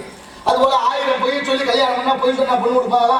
ஒரு தரத்துக்கு 4 தரம், 4 தரத்துக்கு 5 தரம், அப்படி 10 தரம் 1000 தடவை சொல்லுங்கப்பா. மாப்பிள்ளை நல்ல மாப்பிள்ளை, நல்ல குடும்பம், 1000 முறை போய் சொல்லியாவது இந்த பொண்ணை கல்யாணம் பண்ணணும்னு சொல்லுங்க. இது மாதிரி பழமொழிகள் எல்லாம் மருவி இருக்கு. அத்தனை பழமொழிக்கு அர்த்தம் உண்டு. எல்லா சொல்லும் பொருள் குறித்தனவே என்பது தொல்காப்பியம். எல்லாத்துக்கும் அர்த்தம் இருக்கு. தெரியாம கூட நமக்கு இருக்கலாம், ஆனால் தெரிஞ்சுக்கணும். அதனால தெரியணும். கல்வி ஒன்றுதான் சிறந்தது. நீங்க நாட்டுல ஊர் பொருள் எல்லாம் சமைச்சு சாப்பிட்டாங்களா? விலங்கு எல்லாம் பாருங்க. நம்ம ஆளு சுற்றுலா போறவங்க போய் அங்கங்க பார்த்து யானை, புலி, சின்ன விலங்கு, ஏதாவது கொடூரம் இல்லாத விலங்கு, குரங்கு இதெல்லாம் வாழைப்பழம் கட்டெல்லாம் கொடுக்குறோமா? கொடுத்து வச்சுட்டா அது என்னைக்கா வருவாங்கன்னு இப்ப பிச்சை எடுக்கிற நிலைமைக்கு வந்து உட்காந்துருச்சு. வேட்டையாடி கிடைக்கிறத சாப்பிடறதே இல்லாம போச்சு. அது மாதிரி சிங்கம் காட்டுக்கு ராஜா சிங்கம் இல்லையா? அந்த சிங்கம் என்ன பண்ணிருக்கு, நம்ம என்ன பேர் வேட்டையாடி சாப்பிட்டோம் அப்படின்னா அதுக்கு ஒரு அடிப்பொடி எடுபடி ஒரு ஆளு செஞ்சுச்சு. நரிய கூப்பிட்டு சிங்கம் சொல்லுது, எனக்கு பசிக்குது, சாப்பாட்டுக்கு ஏற்பாடு பண்ணுச்சு. ஆஹா, தலைவருக்கு பசிக்குதாம்ல, நம்ம ஏதாவது கொண்டாந்து கொடுக்கணுமே, ஒண்ணு கிடைக்கல, நம்மள தலையை போட்டு தள்ளிடுவாங்க அப்படின்னு நினைச்சுக்கிட்டு கழுத காடு நிறைய என்ன வந்துச்சு, காடு கூட அழைச்சது ஒண்ணும் சிக்கல. கடைசியா ஒரு கழுத சிக்கிருச்சு. கழுத சிக்கினா எப்படி போய் கூப்பிடுறது? தலைவருக்கு பசிக்குதா, உன்னை கூட்டிட்டு வரலாம் சாப்பிடுறதுன்னா வருமா கழுத? இப்ப நரி தந்திரமா கழுதைகிட்ட போய் பேசுது. என்ன கழுதையாரே, நல்லா இருக்கீங்களா? நல்லா இருக்கேன். நீங்க எப்படி இருக்கீங்க? ரொம்ப நலம். இன்னைக்கு என்னமோ தெரியல, பொழுது விடுறது உங்களுக்கு தான் யோகம் நரி. கழுத கேட்குது, எனக்கு யோகமா? என்ன பாரு யோகம் வரும்னு என் படத்தை பிடிச்சி எல்லாரும் மாட்டிருந்தாங்க. இப்ப எனக்கே யோகமா? என்ன விஷயம் சொல்லுங்க அப்படின்னு கழுத கேட்க நரி சொல்லுது, ஒண்ணு இல்ல, நம்ம தலைவர் இருக்காருல்ல சிங்கம், ஆமா ரொம்ப காலமா அவரே தலைவரா இருந்துட்டாராம். இப்ப புதுசா யாராவது தலைவரா வச்சுட்டு தலைவர் பதவியில இருந்து அவர் விலகலாம்னு நினைக்கிறாராம். சரி, அதுக்கு என்னப்ப அப்ப யார தலைவரா வைக்கலாம்னு ஒரு 24 மணி நேரமா யோசிச்சிருக்காரு. பார்க்க உங்க பேர் அவருக்கு ஞாபகத்துக்கு வந்துருச்சு. அதனால தலைவர் பதவியை உங்களுக்கு கொடுக்கலாம்னு என்னை விட்டு கூட்டிட்டு வர சொன்னாருன்னு சொல்ல கழுத நம்பிருச்சு. என்ன தலைவர் பதவி இல்ல, நேரா கழுதையை கூட்டிட்டு நரி வருது. சிங்கம் பசியோட இருக்கு. எட்டி பிடிச்சி அடிக்கலாம்னு பாஞ்சது, கழுத பயந்து ஓட ஆரம்பிச்சு காது ரெண்டா திருச்சு. கழுதைக்கு காது இல்லாம ஓடுது. பின்னாலே நரி ஓடி போய் என்ன கழுதையார கொஞ்சம் ஒடியாது என்ன பாக்க பாப்பா, நீ என்னமோ பதவி கொடுப்பாங்கன்னு அவன் காதை பிடிச்சி அக்கிறேன், நான் வரல இல்லையா? எதுக்கு காதை எடுத்தாரு தெரியுமா? அவசரப்படலாமா? நீங்க தலைவர் ஆயிட்டீங்கன்னா தலைவருக்கு தலையில கிரீடம் வைப்பா இல்ல, கிரீடம் வச்சா காது இருந்தா இறந்தலா இடிக்கும். அதனாலதான் நீங்க சௌரியமா இருக்கணும் காதை எடுத்தாருன்னு சொல்ல கழுத நம்பிருச்சு. தலைவர் பதவி இல்ல, ஆமா சரி வா, 2வது தரமும் வந்து வருது. இப்ப சிங்கம் ஏற்கனவே பசு வளர்த்து மறுதரமும் தாவம் பிடிக்கலாம்னு, ஆனாலும் கழுத பயந்து திரும்ப ஓட ஆரம்பிச்சு வாழ தெரிஞ்சு கால் இல்லாம ஓடுது கழுத. பின்னாலே நரி ஓடுது. என்ன கழுத சொல்லி வச்சுக்க கதை கழுத ஒய்யாம முடியாது இருக்கேன், எனக்கு வேலை இல்லாம முடியுது. ஆனா போப்பா, முதல்ல காதை பிடிச்சாக்கா இப்ப வாழை பிடிச்சாக்கா, நான் இந்த வெள்ள இருக்கிறது உயிர் ஒண்ணுதான் விட முடியுமானுச்சு. வா, எதுக்கு காதை எடுத்தாருன்னா அது மாதிரி வாழை ஏன் எடுத்தாரு? நீ தலைவர் ஆயிடுச்சுன்னா உன்னை சிம்மாசனத்துல உட்கார வைப்பாங்க. சிம்மாசனத்துல உட்கார வச்சா வாழை இழந்தலா இருக்கும். அப்படி இழந்தலா இல்லாம நீ சௌரியமா உட்காரணும்னா வாழை எடுக்கணும். அதனாலதான் தலைவர் வாழை எடுத்தாருன்னு சொல்ல கழுத நம்பிடுச்சு. தலைவர் பின்னாலே வந்துச்சு. 2 தடவை ஏமாந்த சிங்கம் விட்டு வைக்குமா? ஒரே அடி கழுத செத்தே போச்சு. இப்ப ஒரு உத்தரவு போடுது நரிக்கு, கழுத சிங்கம் தூக்கிட்டு போ, தோலை உரிச்சு சுத்தம் பண்ணி ஈரல் தாம்பரங்க எல்லாத்தையும் தனித்தனியா ஒதுக்கி தலை, நாக்கு, மூக்கு, அந்த மூளை எல்லாம் கொண்டுட்டு வாங்கிடுச்சு. அதே மாதிரி நரி கழுதையை தூக்கிட்டு போய் உரிச்சு எல்லாத்தையும் எல்லாத்தையும் எடுத்து பக்குவமா வச்சுட்டு நரிக்கு இருந்த மூளை எல்லாத்தையும் நரி தின்னுட்டு பாக்கி எல்லாத்தையும் கொண்டு வந்து சிங்கத்திட்ட வச்சுச்சு. சிங்கம் பாக்குது ஈரல் தாம்பரங்க குடல் கறி தலை நாக்கு எங்கடா மூளை இருக்கானு அப்படின்னு பதறி போச்சு சிங்கம். நரி நக்கலா சிரிச்சிச்சு. ஏண்டா சிரிக்கிறான்னு கேக்குது சிங்கம். என்ன தலைவர மூளை இருந்திருந்தா கழுத 3 தடவை ஏன் பேச்ச கேட்டு வாங்கிட்டு வந்து சாகுமான்னு. மூளை இருந்திருந்தா கழுத ஏன் பேச்ச கேட்டு வாங்கிட்டு வந்து சாகுமா? என்ன தலைவர மூளை இருக்கான்னு கேக்குது. எப்படி சமாளிச்சு வச்சுதா? ஆனா உண்மையிலேயே கழுதைக்கு மூளை இருந்துச்சு. தின்னது நரி. ஆனா சிங்கத்திட்ட எப்படி தாக்க அப்படிதான் நரி தந்தோம். என்ன கதைன்னா 77 ஆண்டு முடிஞ்சு 78வது சுதந்திரம் கொண்டாட போறோம். ஆகஸ்ட் வரப்போகுது. இப்ப கொண்டாட போறோம். ஆனா 78 ஆண்டு காலமா நமக்குள்ளேயே பல பேர் நரி தந்திர வேலை பார்த்து நம்மளை எல்லாம் மூளைகளை அதை கழுதையாக்கி பல பேரை வேற விதமா ஆக்கிட்டாங்களே. என்ன செய்யுது? பல பேருக்கு அரியாசனம் கிடைச்சது. எல்லாம் இந்த அரியாசனத்தை என்னத்த சொல்ல அத்தனை சிரிப்போம் சிரித்து வாழ்வோம். ஆனாலும் கொஞ்சம் சிந்திச்சு நம்ம தான் உலகத்துக்கே அறிவும் வீரமும் சொன்ன தமிழ் சமூகம். அந்த வகையிலே இந்த இடத்தில் தந்தன்னானா தந்தன்னானா தந்தன்னானா தந்தன்னானா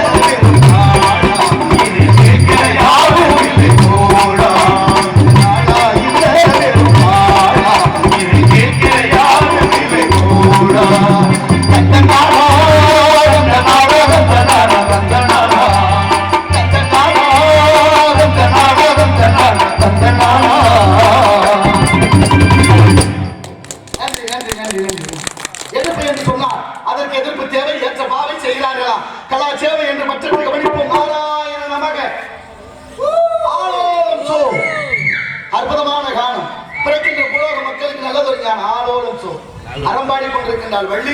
முருகப்பெருமானுக்காக குறிஞ்சி நிலம் மலை மலை சார்ந்த இடம் கந்தப்பெருமான் குடிகொண்டிருக்கின்றார். வந்த வினையும் வருகின்ற வல்வினையும் கந்தன் என்று சொல்ல கலங்கினை செந்தில் நகர் சேவகா என்று திருநீர் அணிபவர்க்கு மேவ வாராதே வினை பிரம்மன் படைத்த தலையெழுத்தை மாற்றும் வல்லமை முருகப்பெருமானுக்கு மட்டும். அது திருச்செந்தூர் முருகனுக்கு உண்டாம். அருணகிரியார் பாடுகிறாரு. அவ்வளவு அற்புதமாக. நீங்க பாருங்க, நாடு தமிழ்நாடு, நாமெல்லாம் தமிழர்கள். தமிழ்நாட்டில் தமிழோட நிலைமை யாமறிந்த மொழிகளிலே தமிழ் மொழி போல் இனிதாவது எங்கும் காணும் என்றார் எட்டயபுரத்து முண்டாசி கவிஞன் மீசை கவிஞன் பாரதி. யாரும் ஊரை யாவரும் கேடு தீரும் என்று பிரதர வாரா என்றார் கணியன் பூங்குன்றனார். எந்த ஊரு? சிவகங்கை மாவட்டம் திருப்பத்தூர் அருகாமையில் உள்ள மகிவாளன்பட்டி. அந்த சின்ன கிராமத்தில் பிறந்த புறநானூற்று புலவன் பாடிய வாசகம் தான் யாதும் ஊரே யாவரும் கேடு தீரும் நன்றும் பிரதர வாரா. எங்க இருக்கு? ஐக்கிய நாடுகளின் ஒன்றியமான ஐநா சபையில் இருக்கு. அப்படி உயர்ந்த மொழியான அப்படி கணியன் பூங்குன்றனார் பேசிய அந்த பாடிய வாசகம் தான் ஐநா சபையில் இருக்கு. ஐநா மதிக்குது தமிழை. அமெரிக்கா நயாகரா நீரருவி உள்ள நுழைவது வச்சிருக்காங்க நல்வரவுன்னு தமிழ்ல. சப்பானிய பல்கலைக்கழகம் யாரும் ஊரை யாவரும் கேள் என்ற வாசகத்தை 2 மொழி, ஒன்னு அவர்கள் மொழி, இன்னொன்று நமது மொழி தாய்மொழி தமிழ்ல இருக்கு. அது மட்டுமா? இன்னும் பாருங்க, சிறுசிலம் கிறிஸ்தவர்கள் உகந்த இடம் 10 கட்டளையை மொழிபெயர்த்து உலக மொழிகளை தேர்வு செய்தது நிறைவாக நம்ம மொழி தாய்மொழி இன்றும் கல்வெற்றிருக்கிறது. சிங்கப்பூர் விமான நிலையத்துக்கு, சிங்கப்பூர் நம்ம தமிழ்நாட்டில் பாதி பேர் அங்கதான் இருக்காங்க. சிங்கப்பூர் விமான நிலையத்துக்கு விமானம் உள்ள நுழைகிற போது சாந்தி விமான நிலையம் உங்களை அன்போடு வரவேற்கிறது என்று தமிழ்ல அறிவிப்பு செய்கிறார். சிங்கப்பூர் ரூபாய் நோட்டு பார்த்திருக்கீங்களா? ரூபாயில 3வது இடத்துல தமிழ் இருக்கு. கையில வச்சிருக்க ரூபாய் நோட்டு எடுத்து எத்தனாவதுல தமிழ் இருக்குன்னு பாருங்க. நம்ம இந்தியா உலக நாடுகளிலே 6 நாடுகள்ல ஆட்சி மொழியாக தமிழ் இருக்கு. தமிழ்நாட்டுல என்னவா இருக்குன்னு நீங்க சிந்திச்சு பாருங்க. தமிழர்கள் நாம தமிழ் மொழியினுடைய சிறப்பு என்ன? ஆனால் நினைப்பு இருக்கா? ஆனா பாருங்க எவ்வளவு பெரிய உயர்ந்த லண்டன் மாடு பசுமாடு கத்துது அம்மானு. லண்டன்ல அம்மானு கத்துது பசுமாடு. லண்டன் மாடுன்னா அம்மானு கத்தலாமா? மம்மின்னு கத்திருக்கணும், இல்லைன்னா மதர்ன்னு கத்திருக்கணும். ஆனா அம்மானு கத்தி பிடிச்சி என்ன காரணம்? தமிழ் மொழியினுடைய சிறப்பு லண்டன் மாட்டுக்கு தெரிஞ்சிருக்கு. நம்ம நாட்டுல பல எரும மாடுல தமிழை தொலைச்சதுதான் மிச்சம். எங்க போயிட்டு இல்ல தமிழ நாட்டிலையும் தமிழ் இல்ல, தமிழ நாட்டிலையும் தமிழ் இல்ல, தமிழ வீட்டிலையும் தமிழ் இல்ல. தமிழ் என்று சொல்ல வருதான் நாக்கு கஜனதபுரம் எங்கனையமான எரளவானல இடத்துல ஒரு எழுத்து சேர்த்து தமிழ் தமிழ் வழியாக பிறந்தது. யாமறிந்த மொழிகளில் எவ்வளவு உயர்ந்த மொழி. என்னை நன்றாக இறைவன் படைத்தன் தன்னை நன்றாக தமிழ் செய்யுமாறு நெஞ்சை எல்ல சிலப்பதிகாரம் நீ ஆரம் படைத்த தமிழ்நாடு வள்ளுவன் தன்னை உலகிற்கு தந்து வாழ்வுகள் கொண்ட தமிழ்நாடு எங்கள் வாழ்வும் எங்கள் வளமும் அங்காத தமிழ் என்ற சங்கே முழங்கு அச்சனை பாட்டேயாகும் சுந்தரா சொற்றமிழ் பாடக தூமரை பாடும். அப்படி பெரிய புராணம் சொல்லுது. எவ்வளவு உயர்ந்த மொழி, எவ்வளவு உயர்ந்த குணம், எவ்வளவு உயர்ந்த தத்துவம். அத்தனைக்கு சொந்த காரணம் தென்னாடுடைய சிவனை போற்றி எல்லாத்தவருக்கு இறைவா போற்றி என்று தமிழ்நாட்டுக்கு வந்ததால சிவனுக்கே அவ்வளவு பெருமையா, வந்தவருக்கே பெருமைனா வாழ்ந்தவர்கள் பிறந்தவர்களுக்கு எல்லாம் எவ்வளவு பெருமை இருக்கும் என்பதை என் அறிவார்ந்த தமிழ் சமூக சிந்திகள். யார் வீட்டில தமிழ்ல பேர் வச்சிருக்கமா? இல்ல. யாசியா, அபர்ணா, பிரித்திகா, தர்சினி, மகிஷா, சர்மா, குருமா, வருமான் பெருகு நல்லதோர் வீணை செய்து நலங்கட புழுதியில் எறிவதுண்டோ சொல்லடி சிவசக்தி தொடர்பு வழிபோடு என்ன என் படைத்தான் என்றான் பாரதி. நான் கேட்கிறேன், வடநாட்டில் யாராவது பாரதியின் பேர் வச்சிருக்காங்களா? பாபு சிதம்பரம் பேர் இருக்கா? இங்க இருக்க நம்ம சுதந்திர நாட்டுக்கு தியாகிகளுடைய பேர் அங்க வச்சிருக்கோமா? எவனும் வைக்கல. நம்ம காளி கற்பேன் அந்த கோயிலுக்கு அந்த சாமி இருக்கு, அவங்க கோயில் கட்டிருக்காங்களா? இல்ல. அவன் தெளிவாத்தான் இருக்கிறேன். ஆனா அங்க உள்ள அத்தனை இங்க வச்சிருக்கோம். காந்தி, நேரு, பகத்சிங், சுபாஷ் சந்திரபோஸ், சிவாஜிங்கிற பேர் இங்க இருக்கு. எல்லாருக்கும் கோயிலும் இங்க கட்டிட்டோம். அப்ப நம்மளுடைய சிந்தனை என்ன? நம்ம போற பாதை என்ன? நம்ம சமூகம் எப்படி மாறிக்கொண்டிருக்கிறது? வரலாறு மிக முக்கியம். அத்தனையும் எழுதப்பட்டுக் கொண்டிருக்கிறது. ஆனாலும் அவரவர் சமூகத்திற்கு வரலாறுகளை மாற்றி அமைத்துக் கொண்டிருக்கிறார்கள். என் அறிவார்ந்த தமிழ் சமூகம் விழித்துக் கொள்ள வேண்டும் என்ற அவா எனக்காக இல்லை. நான் படுத்தா எந்த நிச்சயம் இல்லை. மரணம் எல்லாருக்கும் ஒண்ணு. எல்லாரும் இறக்கத்தான் போறோம். ஆனால் வாடகை வீடான இந்த பூமியை வரும் சந்ததியினருக்கு சரியாக விட்டு செல்லவில்லை என்றால் குடியிருக்கிற வாடகை வீட்டுக்காரர் நம்மை தண்டித்து விடுவார் என்பதை மனதில் கொள்க. ஆகினால் ஒவ்வொன்றும் ஒவ்வொரு விதமாக வளர்கிறது. நாமும் நம் தமிழர்கள் தமிழ் வளர்ப்போம். தமிழ் இயலிசை நாடகம் என்ற முத்தமிழும் பாருங்கள். டெல்லி வழியாக ஹிந்தி வளர்க்கிறார்கள், கோயில் வழியாக சமஸ்கிருதம் வளர்க்கிறார்கள், கல்வி வழியாக ஆங்கிலம் வளர்க்கிறார்கள், இசை வழியாக தெலுங்கு வளர்க்கிறார்கள். எது வழியாக தமிழ் வளர்க்க போறோம்? தமிழர்களே, தமிழ் மிக உயர்ந்த மொழி. தமிழ் உலகத்துக்கே மூத்த மொழி. தமிழ் அத்தனை மொழிகளுக்கு மூத்த மொழி. தமிழ் நம்மை வாழ வைக்கும் மொழி. உயிரெழுத்து 12, மெய்யெழுத்து 18, உயிர்மெய் எழுத்து 216, ஆய்வு எழுத்து 1 ஆக மொத்தம் 247 எழுத்து. எந்த மொழிக்கும் இல்லாத சிறப்பு இந்த மொழி கொண்டு ஒரு எழுத்து பொருள் தரும். ஆமோதிக்கிறோம். பை சுமப்பது, தீ சுடும், ஈ பறக்கும். எத்தனை பாத்தீங்களா? ஒரு எழுத்து நமக்கு பொருள் தரக்கூடிய அவ்வளவு உயர்ந்த மொழி. இலக்கண வகுத்த மொழி. சொல் பொருள் யாப்பு அணி எழுத்து என்று சொல்லக்கூடிய இலக்கணம் வகுத்தது அடைமொழி எந்த மொழிக்கும் கிடையாது, தமிழுக்குத்தான். அதனால சங்கத்தமிழ், அதில் துங்கத்தமிழ், அதில் முந்து தமிழ் மாலை கோடி மொழி என்று அருணகிரியார் பாடுகிறார். தமிழர்களாகிய நாம தமிழ் வளர்ப்போம். நாளைய தலைமுறையான பிள்ளைகளுக்கு தமிழ்ல பெயர் வைப்போம். தமிழ் நம்மை வாழ வைக்கும் என்பதை உணர்ந்து வாழ்கிற காலதாமதம் காரியத்திற்கு கேடு. ஆகினாலே ஏன் வருகிறார்? சுந்தரம் நிறைந்த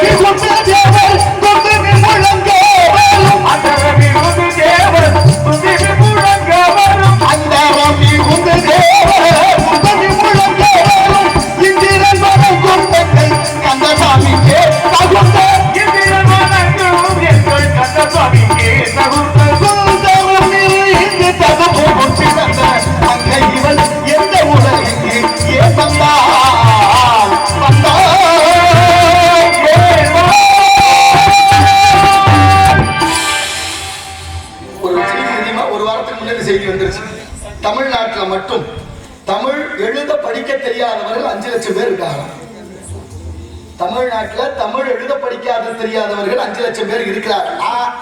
நாங்க தான் தமிழ் வளர்த்தோம்னு சொல்றவங்க என்ன செய்யுது சொல்லுங்க, என்ன செய்யலாம்?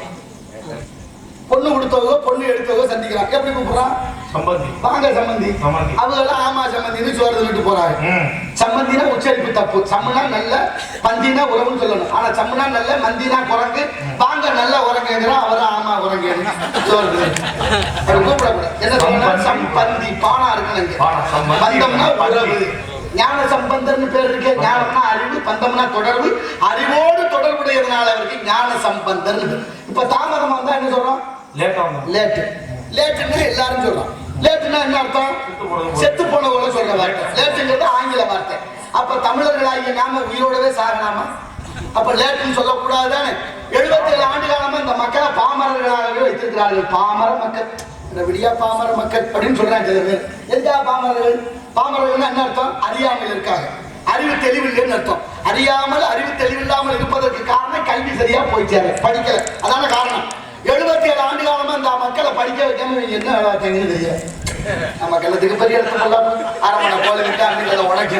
ஆனாலும் பாருங்க, இந்த இடத்துல யோசிக்க வேண்டிய விஷயம். லேட்டுன்னு சொல்றது புரியுது, லேட்டுன்னு சொல்லக்கூடாது. இந்த பாமர மக்கள் சொல்லலாம், இந்த நாட்டோட அவலங்களை உயர்ந்த பதவியில் இருக்க அதிகாரிகளோட லேட்டுங்க அப்படின்னா தமிழ் என்ன லட்சணத்துல இருக்கு பார்த்தீங்களா? இந்த தமிழ் வாழ வைக்க தமிழை சரியா பேசினாலும் நமக்கு ஆயுசு 120 வருஷம், 120 வயசு இருந்துச்சு.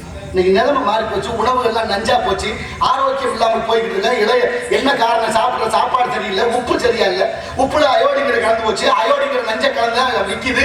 அந்த அயோடின் தான் பெண்களுக்கு தைராய்டு, கர்ப்பப்பை புற்றுநோய் அத்தனைக்கு இருக்கு. ஒரு விஷயம் தெரியுமா? 90% பெண்களுக்கு ஒரு பக்கம் மார்பகம் இல்லை தமிழ்நாட்டில். எவ்வளவு பெரிய கொடுமை தெரியுமா? இதுக்கெல்லாம் காரணம் புற்றுநோய். எங்க வந்துச்சு? காரணம் உப்பு. முதல்ல நீங்க ஈரோடு இருக்கு பாருங்க, மஞ்சள் மாநகரம், மஞ்சளுக்கு பேர் போன மாநகரம் ஈரோடு. புற்றுநோய்க்கு முதலிடம் இருக்குது ஆய்வு சொல்லுது. தடுக்க வேற வழி, தடுக்க இருக்காது. இங்க என்ன தெரியுமா? திட்டம் போட்டு திருடுற கூட்டம் திருடிக்கிட்டே இருக்கு, சட்டம் போட்டு தடுக்கிற கூட்டம் தடுத்துக்கிட்டே இருக்கு. திருடராய் பார்த்து திருந்தாவிட்டால் திருட்ட ஒழிக்க முடியல. என்ன? பிள்ளையும் கிள்ளி விட்டு தொட்டிலையும் ஆடி கொண்டிருக்கிறோம். எப்ப திருந்துவோம்? நம்மளும் திருந்ததுக்கு வாய்ப்பு இல்லை, அவங்களும் திருந்தல. அப்ப என்ன அர்த்தம்? எல்லாமே குற்ற சமூகமாக மாறி நிற்கிறதா நியாயம்? நாங்க செய்யற தவறு கூட உங்களுக்கு தெரியணும். என்ன அந்த இடத்துல தப்பா பாரு, இந்த எழுத்து உச்சரிப்பு இல்லை, ஏன் தமிழ் தப்பா சொல்றேன்னு சொல்ற அளவுக்கு நீங்க மாறணும். தமிழ் அப்படி அதுக்காகத்தான் இங்க யாராவது வாத்தியாருக்கு வந்திருந்தா உங்க காலில் கும்பிட்டு வந்து கேட்டுக்கிறேன், தமிழ் சரியா சொல்லிக் கொடுங்க. தமிழ் நம்மை வாழ வைக்கும் மொழி. உலக நாடுகள் எல்லாம் தமிழை போற்றுகிறது. தெரியுமா? ஜெர்மானியத்தில் ஒரு பெண்ணு ஆர்வலர் 100 கோடி ரூபாய்க்கு தமிழ் ஆராய்ச்சி மையம் தோற்றிவிட்டார். இப்ப 10 நாளைக்கு ஒரு வாரத்துக்கு 100 கோடி ரூபாய்க்கு. அயல் நாடுகள் எல்லாம் தமிழை போற்றுவது, விரும்பி படிக்கிறார். நம்ம தமிழர்களாகிய நாம தமிழை போற்றுவதில்லை. அதனுடைய விளைவு வந்தவன் மனவெல்லாம் தமிழை கையில் எடுக்கிறார். ஒரு மன்னர் வேலைக்கு போனான்னு கிளம்புறாரா, மழை வந்தாலும் வருமேன்னு மந்திரியை பார்த்து கேட்கிறாரு. மந்திரி பார்த்துட்டு சொல்றாரு மழை வராது போகலாம்ட்டாரு. வேட்டையை கிளம்பி போய்கிட்டு இருக்காரு படை பரிவாரத்தோட. அந்த நேரம் பார்த்து ஒரு விவசாயி ஒரு கிழிஞ்ச கோவணத்தை கட்டிட்டு தோல்ல ஒரு மண்வெட்டியை வச்சுக்கிட்டு தலையில ஒரு கூடையோட கையில ஒரு கழுதையை பிடிச்சிட்டு வர. பாவம், விவசாயி யார் நாட்டில் மதிக்கிறார்? அவர் என்ன பண்ணாரு? மெதுவா போய் மண்ணாண்டி போகாதீங்க, மேகம் கடுமையா இருக்கு, இன்னும் கொஞ்ச நேரத்துல மழை வர போகுதுன்னு சொன்னாரு. பையா மந்திரி சொல்லிட்டாரு மழை வரான்னு, நீ என்ன சொல்றன்னு தட்டி கழிச்சுட்டு மன்னர் போனாரு. மழை வந்துச்சு, நனைஞ்சாரு, திரும்ப அரண்மனைக்கு வந்துட்டாரு. இப்ப மன்னருக்கு கொஞ்சம் சங்கடம். மந்திரி சொன்னா மழை வராதுன்னு அதை நம்பணும், நடக்கல. ஆனா விவசாயி சொன்னா மழை வரும்னு அதை நம்பல, ஆனா நடந்துருச்சு. விவசாயி சொன்னது எப்படி? விவசாயிக்கு எப்படி மழை வர விஷயம் தெரியும்? கூப்பிடி ஆள் விட்டு அப்படின்னா அவரை கூப்பிட்டா விவசாயி வந்தாரு. எப்படியா நீங்க சொன்ன மாதிரி மழை வந்து உனக்கு எப்படி தெரியும்? எனக்கு என்னங்க தெரியும்? நிலம் இருந்தா உழுதோம், விளைஞ்சா அறுப்போம், விதத்துல செத்தோம், எங்க தலையில ஏறிட்டாங்க, ஒன்னும் புரியல. ஆனாலும் என் வீட்டு கழுதைக்கு தெரியுங்க மழை வர்ற விஷயம். கழுதைக்கு மழை வர்ற விஷயம் தெரியுமா? ஆமாங்க ஐயா. எப்படி? நீங்க வரும்போது ஒரு கழுதை கையில பிடிச்சிட்டு வந்தனா? ஆமா. அந்த கழுதை காது 2 முன்னால இப்படி நீட்டி இருந்துச்சு. ஆமா. அப்படி நீட்டி இருந்தா மழை வரும். நாங்க காலகாலமா பரிசோதனை பண்ணி வச்சிருக்கோம்ல, அதனாலதான் சொன்னேன்னு. இது இல்ல முக்கிய விஷயம் அப்படின்னு அவர் சொன்னார் விவசாயி. மன்னருக்கு ரொம்ப சந்தோஷம். கழுதைக்கு மழை வர்ற விஷயம் தெரிஞ்சு போச்சு. ஏற்கனவே மந்திரி ஒருத்தர் இருந்தால, அவனை தூக்கிட்டு கழுதையை மந்திரி ஆக்கிட்டாரு. ஆமா, மழை வர்ற விஷயம் மந்திரிக்கு தெரியல, கழுதைக்கு தெரிஞ்சு வச்சு. அப்புறம் மந்திரி, அதனால கழுதையை மந்திரி ஆக்கியாச்சு. கழுதையை மந்திரி ஆக்கினதும் போதும், நம்ம நாட்டுல கண்டவட்ட கழுதையெல்லாம் மந்திரி பதவி கேட்குது. நம்ம கிணத்துக்கு போய் எடுத்து போடலாம், அரமனை கோயில் உலக இருந்தாலும் கொஞ்சம் சுதாரிப்போம், சிந்தனையோடு இருப்போம். நான் கவலைப்படுறதெல்லாம் உணவு அத்தனையும் தலைகளா மாறி போச்சு. இந்த பிள்ளைகளுக்காக நாளைய தலைமுறை பிள்ளைகளை நாம் வளர்க்க வேண்டும் சரியான பாதையில். வருகிறான் காவலன், அவனை சந்திப்போம். பிறகு நமது கழகத்தை பற்றி